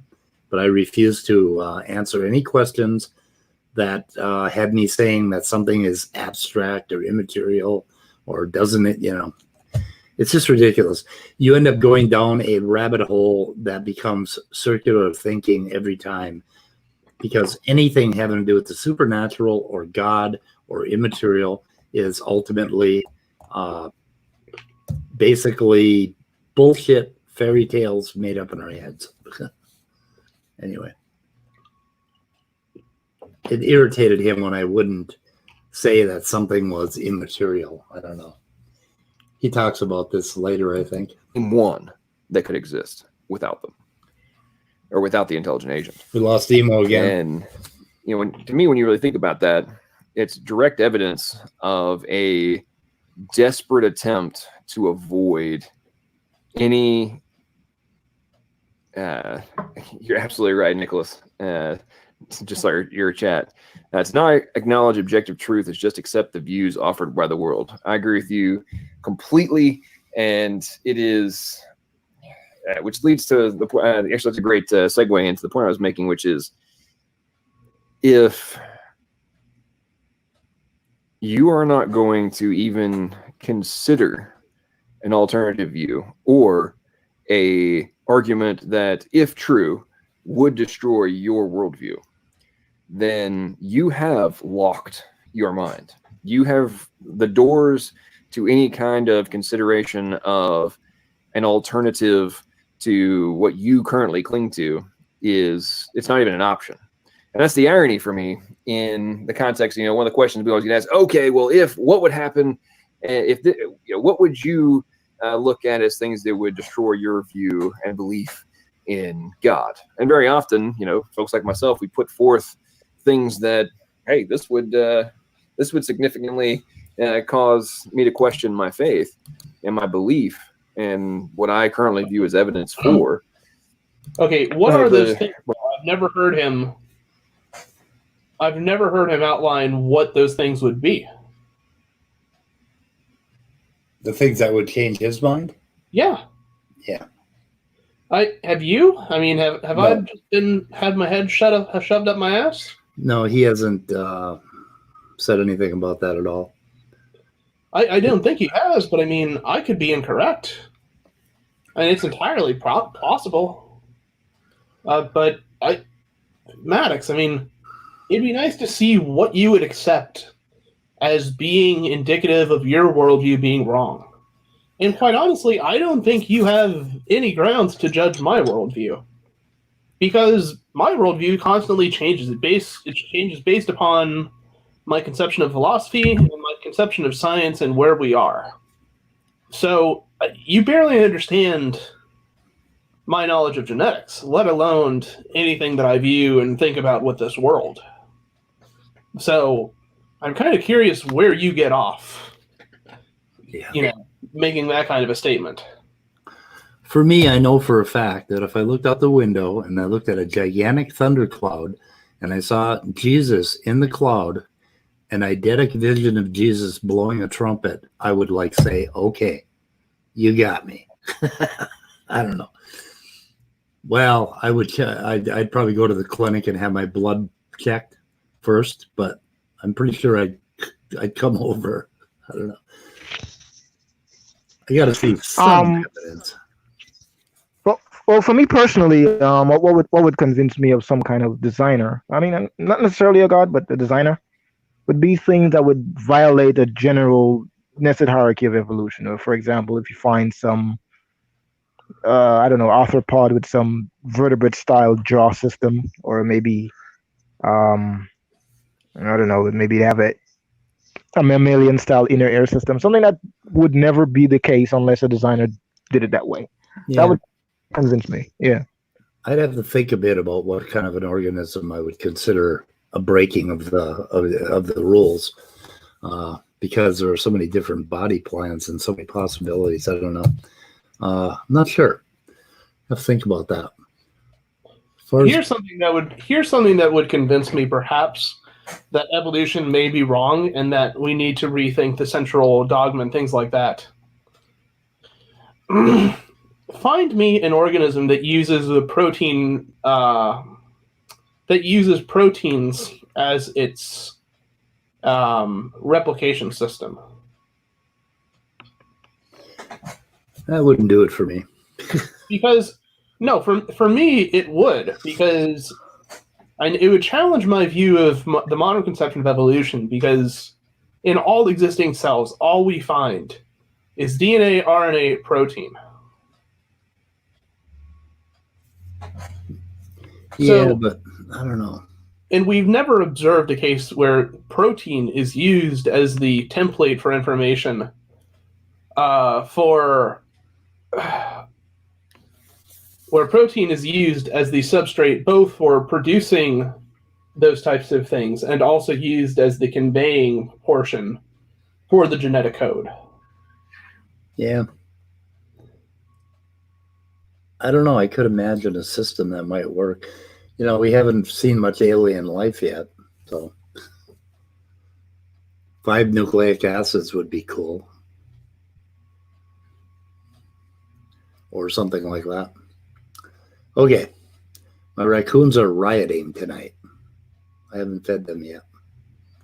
Requirement of a God to exist in order for me to exist. And yet when we offer the exact same type of question in response, it is adamantly dodged. Or you get folks like even when they're asked the direct question of, okay, what would God need to do to prove himself to you? And I cannot tell you the number of times I've heard, well, I would just think I was hallucinating, or I would ask why I hadn't done it before, or I don't know, I still don't think I would believe. And it's like, are you kidding me? Are you actually believing the words that are coming out of your mouth? Actually, I've had hallucinations under a number of different drug conditions or staying up too late. And you always know when you're hallucinating. There's a part of you that knows a hallucination. So if I saw an eidetic vision of God or Jesus Christ or something like that, that would convince me, because I would know that I wasn't hallucinating. There are no eidetic hallucinations. I think that's a myth. I mean, at the time, it seems real, like the time I had the troll in the backyard. I mean, it seems real. It looks real, but you kind of know that's not real. So, I don't know. You never told me you met Shrek. Oh, I did. It was a 12-foot troll in my backyard. I'd been up for 9 days. And I went out in the backyard to have a cigarette and try to air my brain out. And there was a 12-foot troll standing there by the oak tree. And I said, okay, I know you're not real, but I'm going in the house anyway. I went back in the house. Anyway, that's what happens when you stay up for 9 days. That seems kind of insane. But okay. What's that? That seems a little insane. Yeah, I was insane, definitely. You just stated, if you stood in the presence of the divine creator of the universe, that you would still refuse to accept their existence. I'm going to have to call bovine scatology on that one, because... You mean bullshit? I don't think that... yeah, that's what he's talking about. Having the... What the fuck is wrong with these guys that they can't swear? I mean, swearing... He doesn't want to get demonetized. Demonetized? You think he makes any money on this? He's got 100... No, he doesn't. But he doesn't want to risk it. He doesn't want to risk it. They had a big thing last night, I think, on Standing for Truth's channel, because somebody said damn. And like... that's cursing, and it's like hell is cursing and fuck is cursing, and it's like all this stuff is cursing. Well, it's an interesting thing about swearing. Basically, when you swear, when you do emotive speech, it comes from a Broca's area on the right side of your brain. So there are people who have damage on the left side of their brain who cannot speak. They cannot put together coherent sentences, but they can swear. They can swear all day long. And then there are people that have damage in the same area on the right side of their brain, and they can speak very clearly, but they can't speak emotively. They can't make a joke or inflect their speech. So they can't and they can't swear at all because the right side of the brain is damaged, which is really interesting. So basically, when Christians don't allow anybody to swear on their channel, you have to tie half of your brain behind your back. You have to leave out the emotive part. Anyway, V.S. Ramachandran gets into that a bit, I think, in one of his books about the right half of your brain and swearing. And I knew a guy when I was a little kid. There was this older, he was probably about 30-something, but he was considered extremely mentally challenge. All he could do is swear. He would just sit and swear constantly, but he couldn't talk. It was amazing. Very interesting. Anyway, moving on. The privilege to do so prior to death would be amazing. But I can't think of too many folks who have claimed to have stood in the presence of God, through near-death experiences, or going back to Scripture and Saul on the road to Damascus as an example. Saul's on the way to Damascus to execute Christians, has an experience, is put face to face with Christ, and does a complete 180 on his worldview. And yet we have folks like the Matt Delahunties of the world who argue that, why haven't I had that? And even if I did, I probably wouldn't believe. And to me, when you really think about those kinds of positions that are taken by so many atheists in their attempt to deny any kind of conclusion that God might exist, it shows just amazing desperation. And one of the other ones this desperation that they're projecting onto us constantly is just amazing. I mean, if you ask me, they sound pretty goddamn desperate with their the way they're putting together evolution. But anyway, they think we're desperate. We're desperately trying to get away from God. I think it's hilarious in terms of a symptom of AFLPC is adamant opinions on conversations they weren't part of nor witnessed. I've also observed this in live chats as well as comment sections of things literally such as, I didn't watch this, but I already know I hate it. Or, oh, they must have just used the same talking points. Or, I'm just going to ignore whatever they have to say, even though I didn't see this.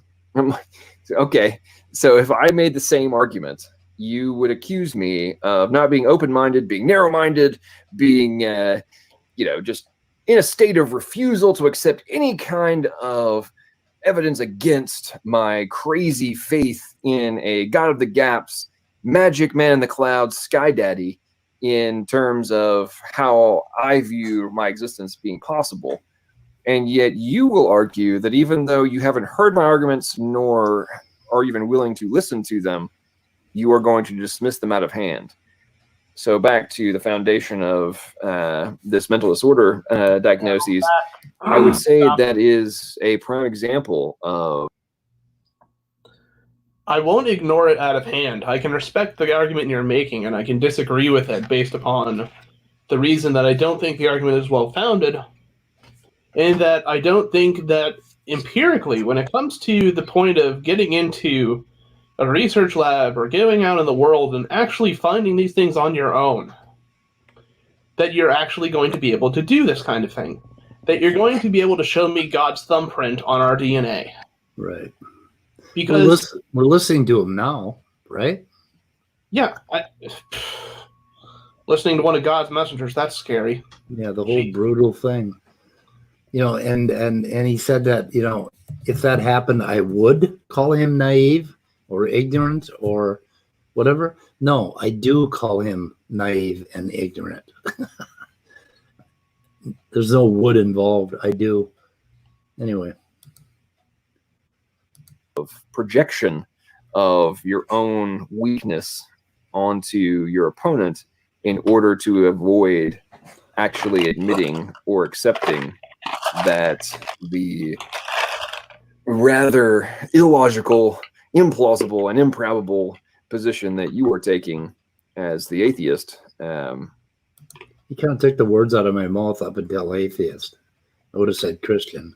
Is the more rational, ultimately rational conclusion that should be being considered or at least contemplated in regards to what I often say is the most profound question we can ever ask, which is, how do we exist? And as a sidebar, I find it interesting in the context of a lot of modern churches, for example, the people want to avoid this kind of conversation, and very often, they're so focused on the purely spiritual and doctrinal and, in my opinion, much more esoteric components of a belief in God, and the whole aspect of faith, that they are kind of avoiding one of the single strongest components of your argument in regards to why faith is reasonable and why faith is not the modern, doesn't take on the modern interpretation that is so adamantly pushed by the atheist world, which is that we're just, taking the literal leap of faith and, the equivalent of jumping off of a cliff, hoping that wings are going to pop out. When, in my opinion, when you go and look at the evidence, it does not require that much faith, at least in the context of that definition of it. It is purely a conclusion that the evidence is in your favor. And okay, wait, please stop that. Maddox, if that is the case, right, and let me find the Bible verse that actually talks about faith the way a lot of people use it. The most profound question you can ask is, are we out of bacon? Okay, here's where it is.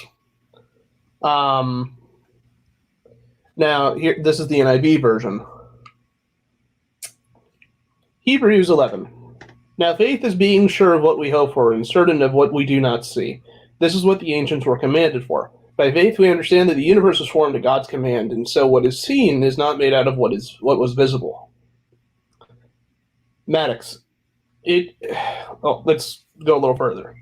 By faith, Abel offered God a better sacrifice than Cain did. By faith he was commanded as a righteous man. When God spoke well of his offerings, and by faith he still speaks, even though he is dead. By faith Enoch was taken from his life, so that he did not experience death.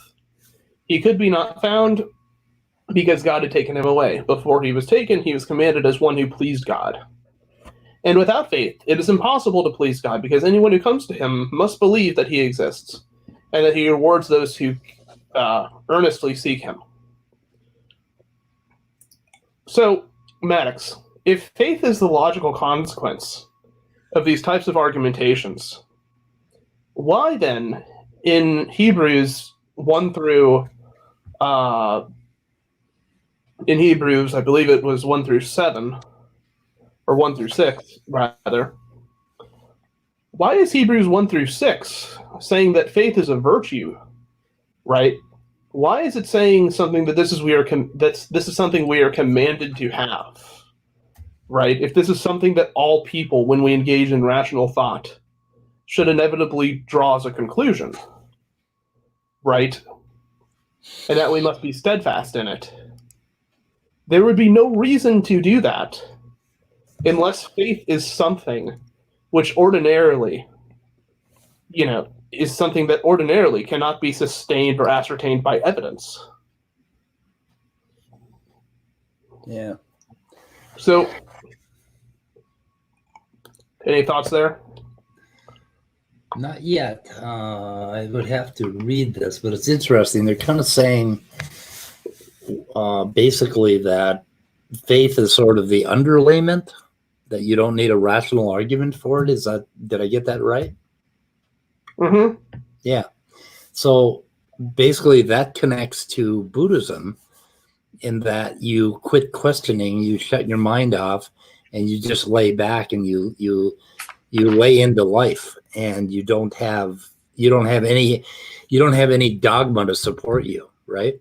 So these guys with their dogma and their Christian stories and their Jesus and their fall and all that stuff, it goes against this sort of thinking, and that all you need is faith. You don't need any dogmatic belief. So that would be the Buddhist interpretation of that. But I'd have to read that. It's an interesting passage. So, to me, I don't think faith is something that's virtuous always. I think we should be directed, like, if what we are pursuing is truth, as people who try to understand science and try to understand the world around us for what it is, what we should seek is we should seek explanations that are logical and that have some evidential basis in their claim, right? Yeah, We but should preserve faith for things which are unfalsifiable. But I think it's talking about something more along the lines of when you go to sleep tonight and you lay down on the pillow, just have faith and go to sleep. Okay, you don't That's need not to. reasonable. That's not faith, though. That's reasonable confidence. Oh, it's faith. Right? I mean, I have reason to believe that when I wake up, that when I go to sleep tonight, I will wake up. Why?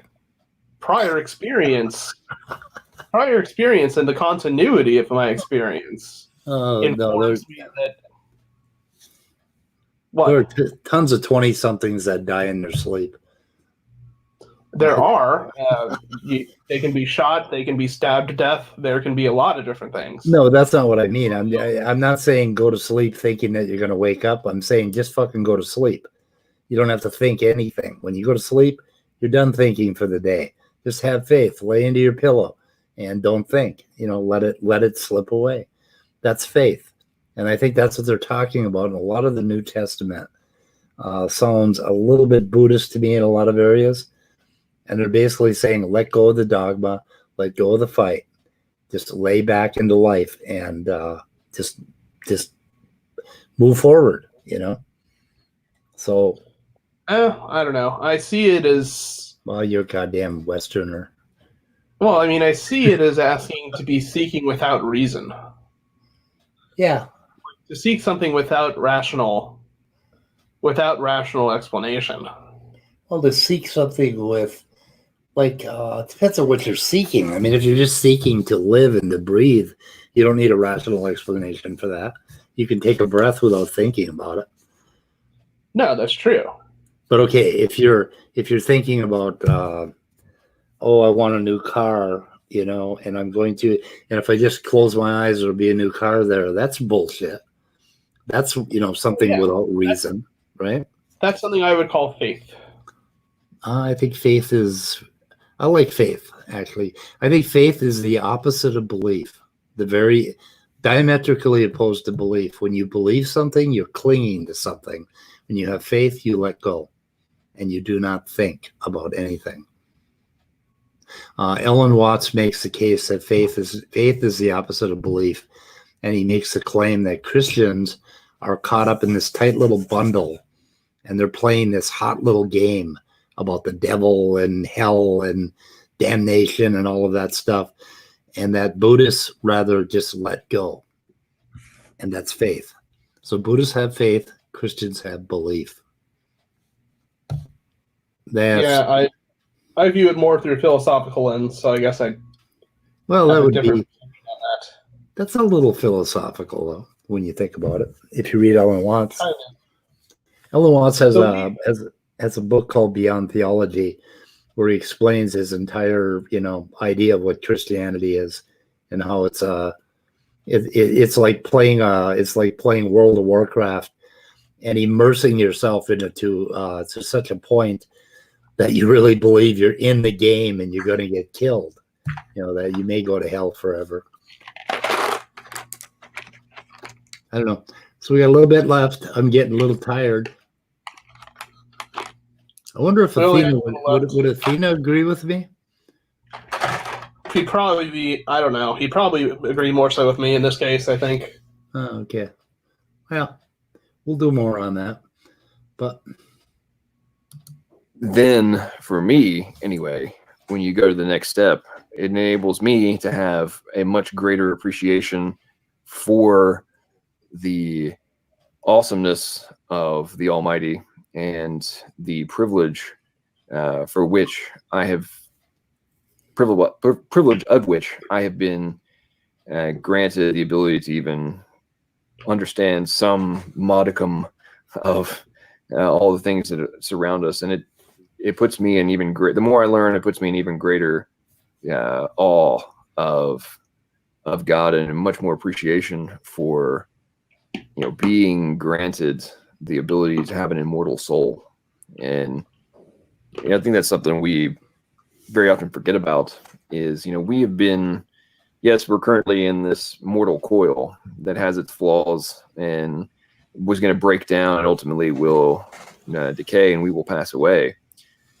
Yet, who we are and our immortal soul, but ultimately our minds will continue. And why is that so goddamn important to him? I mean, why is unfortunately, for me, I think that's what I would call a grand illusion. Yeah, that's clinging. That's basically clinging. That's the opposite of faith. That's not letting go. This idea that, oh my God, I get to live forever, and it's like, yet 99% of all Christians would be reluctant to step in front of a bullet to save somebody else. I don't know. This whole thing about, oh my God, I've got to be forever, otherwise life is meaningless. This is really a sick philosophy. Oh, it is. It's an illness. Okay. The more I learn about biology, the more I recognize and realize that, this body is nothing more than, I joke and call it our avatar. And that's the other goddamn thing. They hate material. They hate their own bodies. They hate their own breath. They hate their own life. Yet they want to go on forever. I mean, how does that make any sense? That's kind of an interesting question too. I mean, about, what do you think? Why do you think you're going to enjoy an immortality forever when you can't even appreciate this finite life, right, for what you have currently?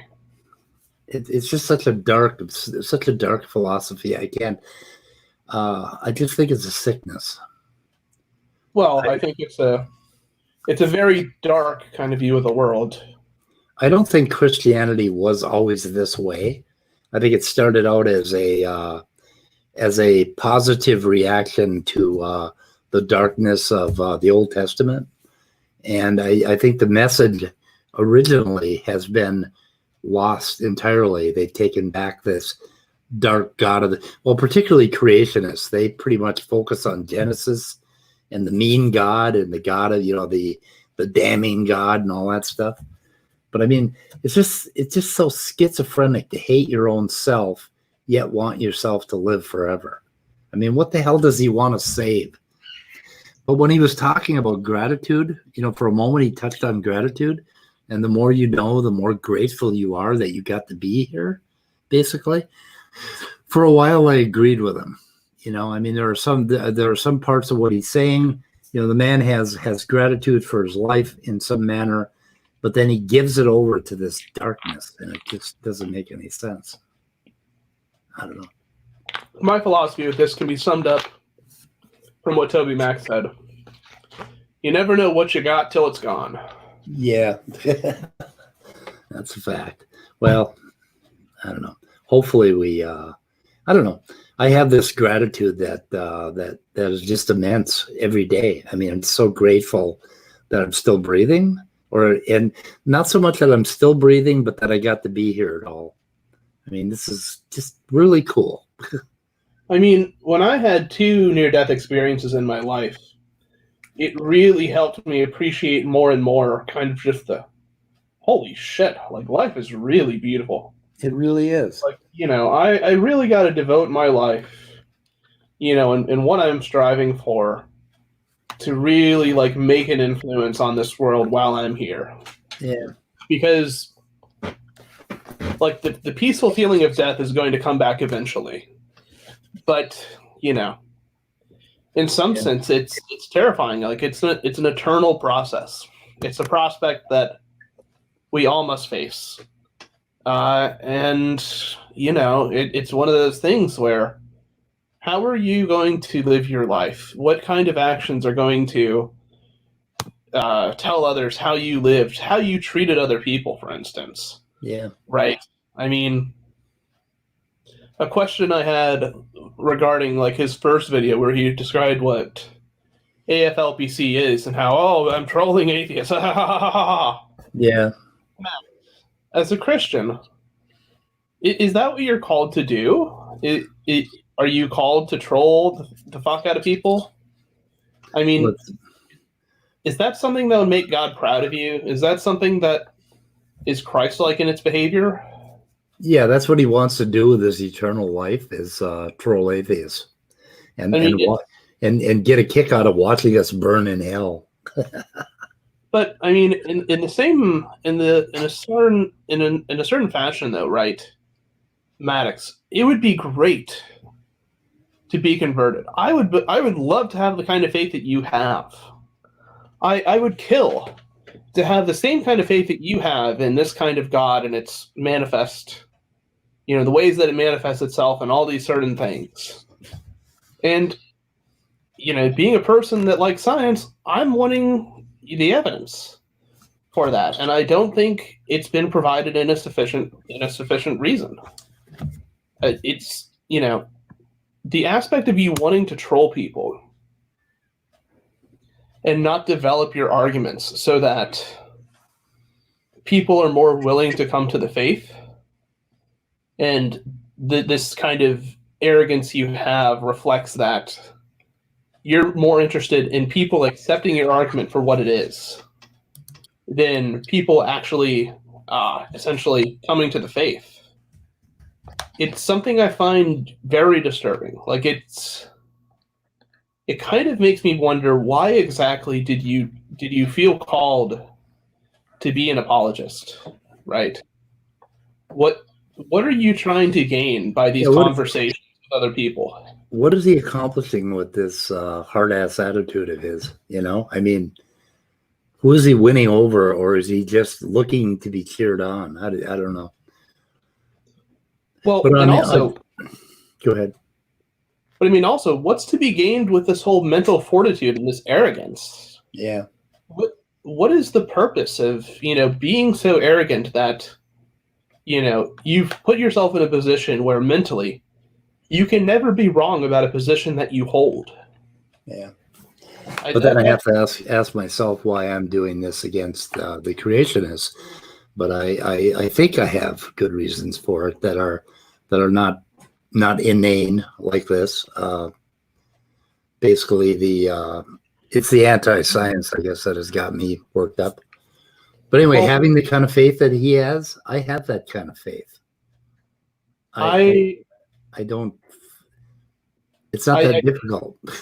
I think the kind of faith he has is something I admire genuinely, and I don't see myself having that much faith. Right, and I have that kind of faith. And I'm an atheist, and I'm a hard atheist, and I have that kind of faith.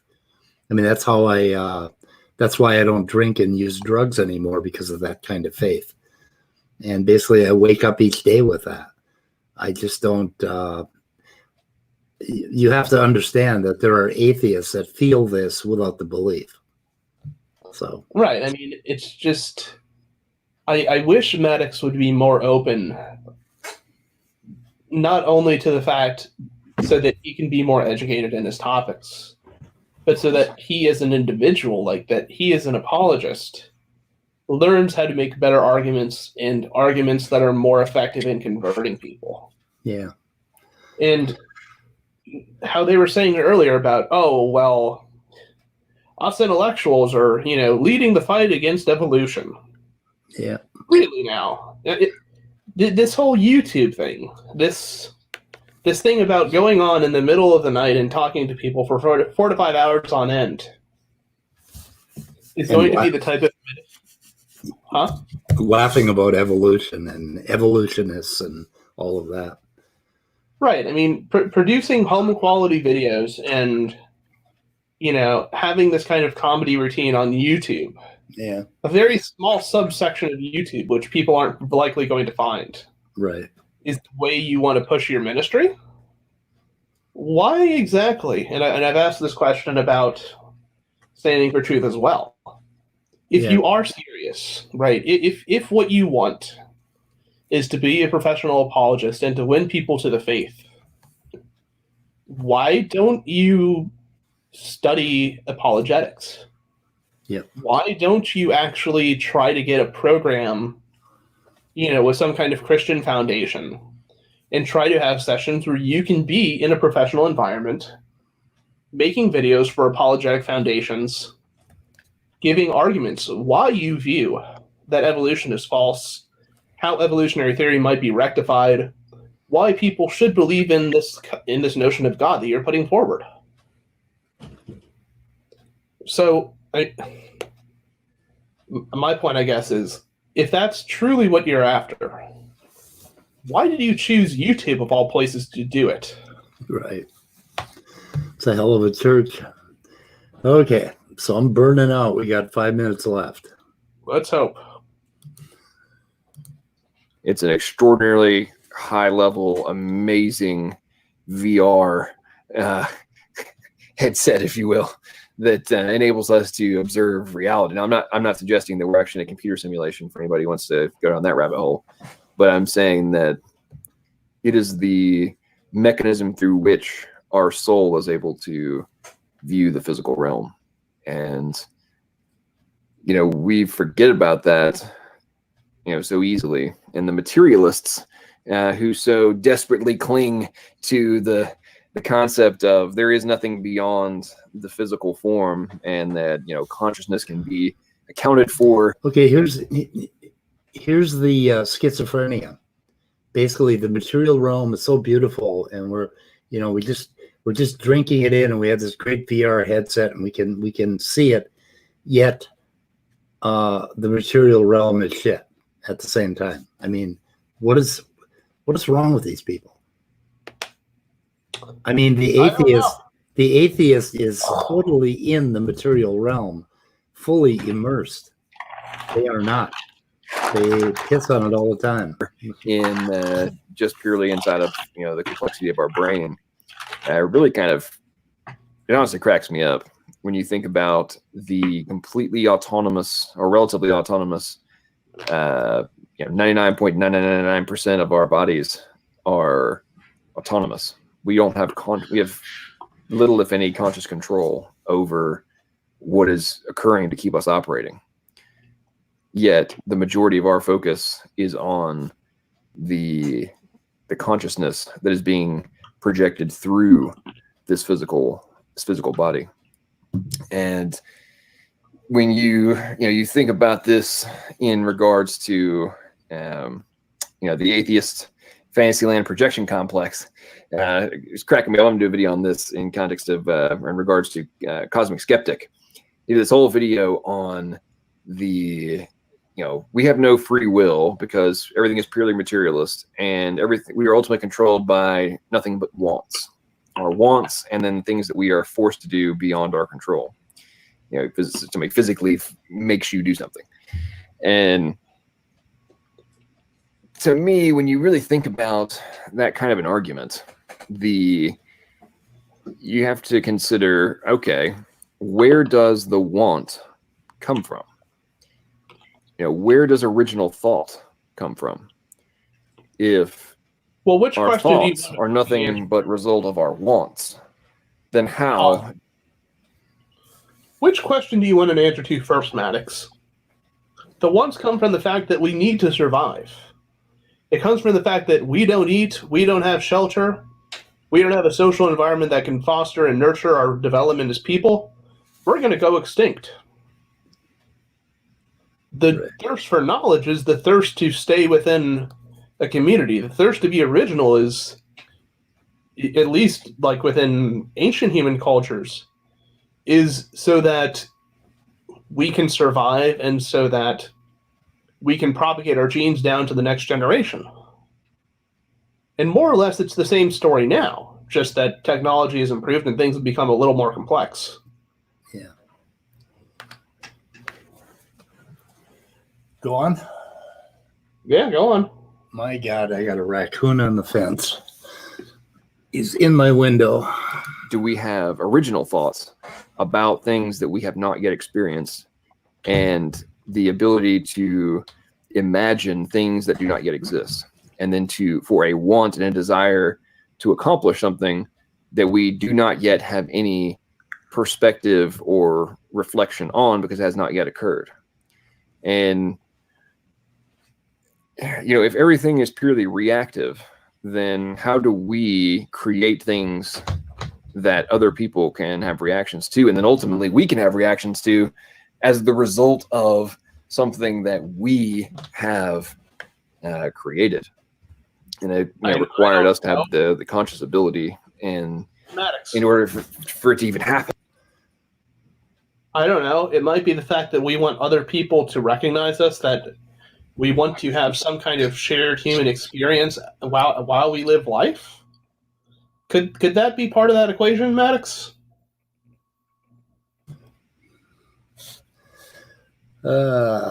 Pretty amazing. But to me, that whole premise is the dividing line in the materialist versus the dualist concept. There he goes with dualism. You make it seem as if the dualists aren't also materialists. He's obsessed with this dual. He's obsessed with dualism. Even I clash. I don't think he understands that dualists are also materialists. Yeah. That dualists hold to a form of idealism, but they also hold to material things existing. But they envision this idea. They envision this concept of something existing in a Platonistic or a Platonic type of form, without some material substrate, and that's the part that people reject about it. Yep. So, go ahead. I don't know where he's getting this idea from. That somehow dualism and materialism are somehow, divorced from each other completely. We know he is not a philosopher, so that's for damn sure. Okay, I'm gonna play it, and I'm gonna step away for 1 minute. I gotta feed these guys, or they're gonna break in. You got to stop enabling your. If we do not, if original thoughts are not actually original, then there is no. We're really not conscious. We are robots. How? Yeah, pre-programmed robots. That's it. How does that follow? Original thoughts are derived from our minds, which are separate from the physical body and the physical brain, then we do have. Okay, what did he say? Go back. I can't make this shit up. It's a totally different. If we do not, if original thoughts are not actually original, then there is no. We're really not conscious. We are robots. Ow. Stop. How does that follow, Maddox? That literally makes no sense. If people don't have original thoughts, it might just reflect the aspect of the brain that's telling you, maybe this person just isn't intuitive or creative enough to have an original freaking thought. They said if original thoughts aren't original. So I think what he's saying is that if it's determined, if there isn't free will, then we're robots. And well, we kind of are. It's just that we are robots, so we don't really know it. I think he means original in a very different type of way, though. I thought he's talking about determinism and free will. I think he's using. I think he's using original in the sense that nobody else has come across this kind of thought, that it's something that's unique to his mind, having contrived it. I don't know. Either way, it's retarded. Yeah, we'll see where he goes with it. Yeah, pre-programmed robots, that's it. If original thoughts are derived from our minds, which are separate from the physical body and the physical brain, then we do have. Oh my god! It's a totally different. Oh my god!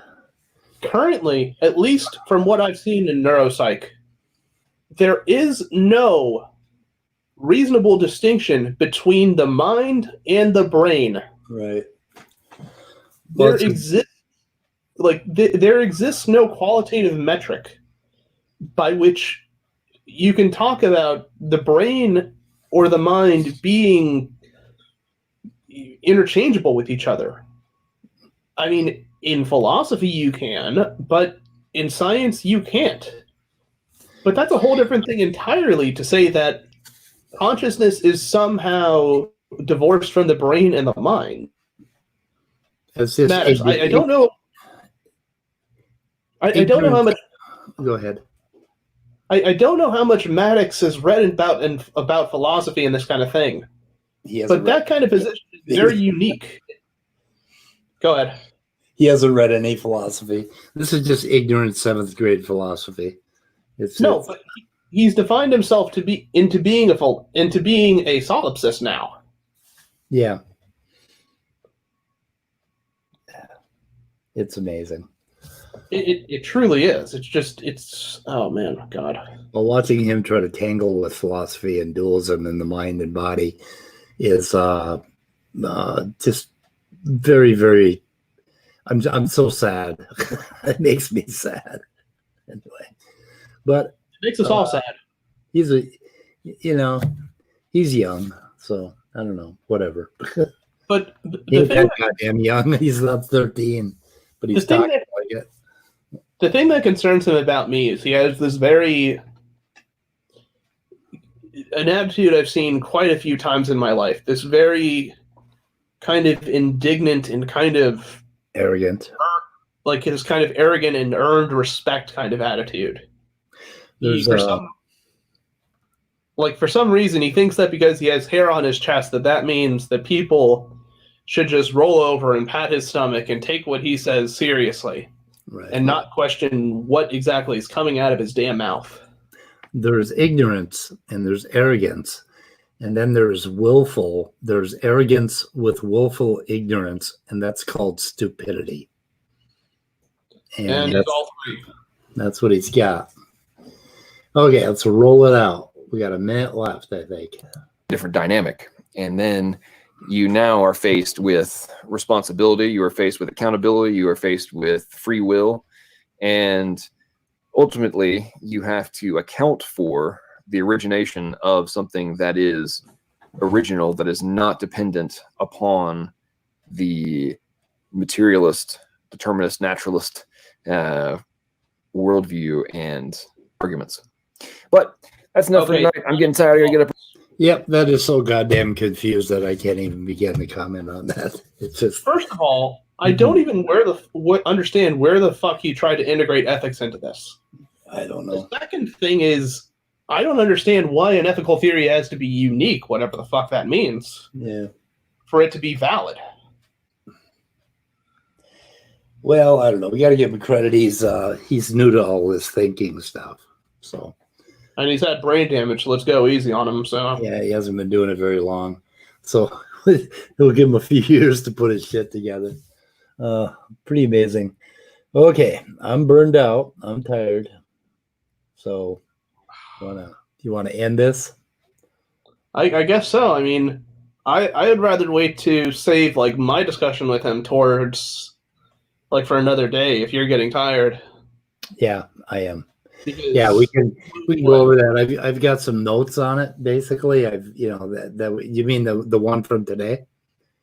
Yeah, and I don't know if he's going to listen to this, but if he is listening, Sel wants him as a debate partner, a modern day debate against you and I.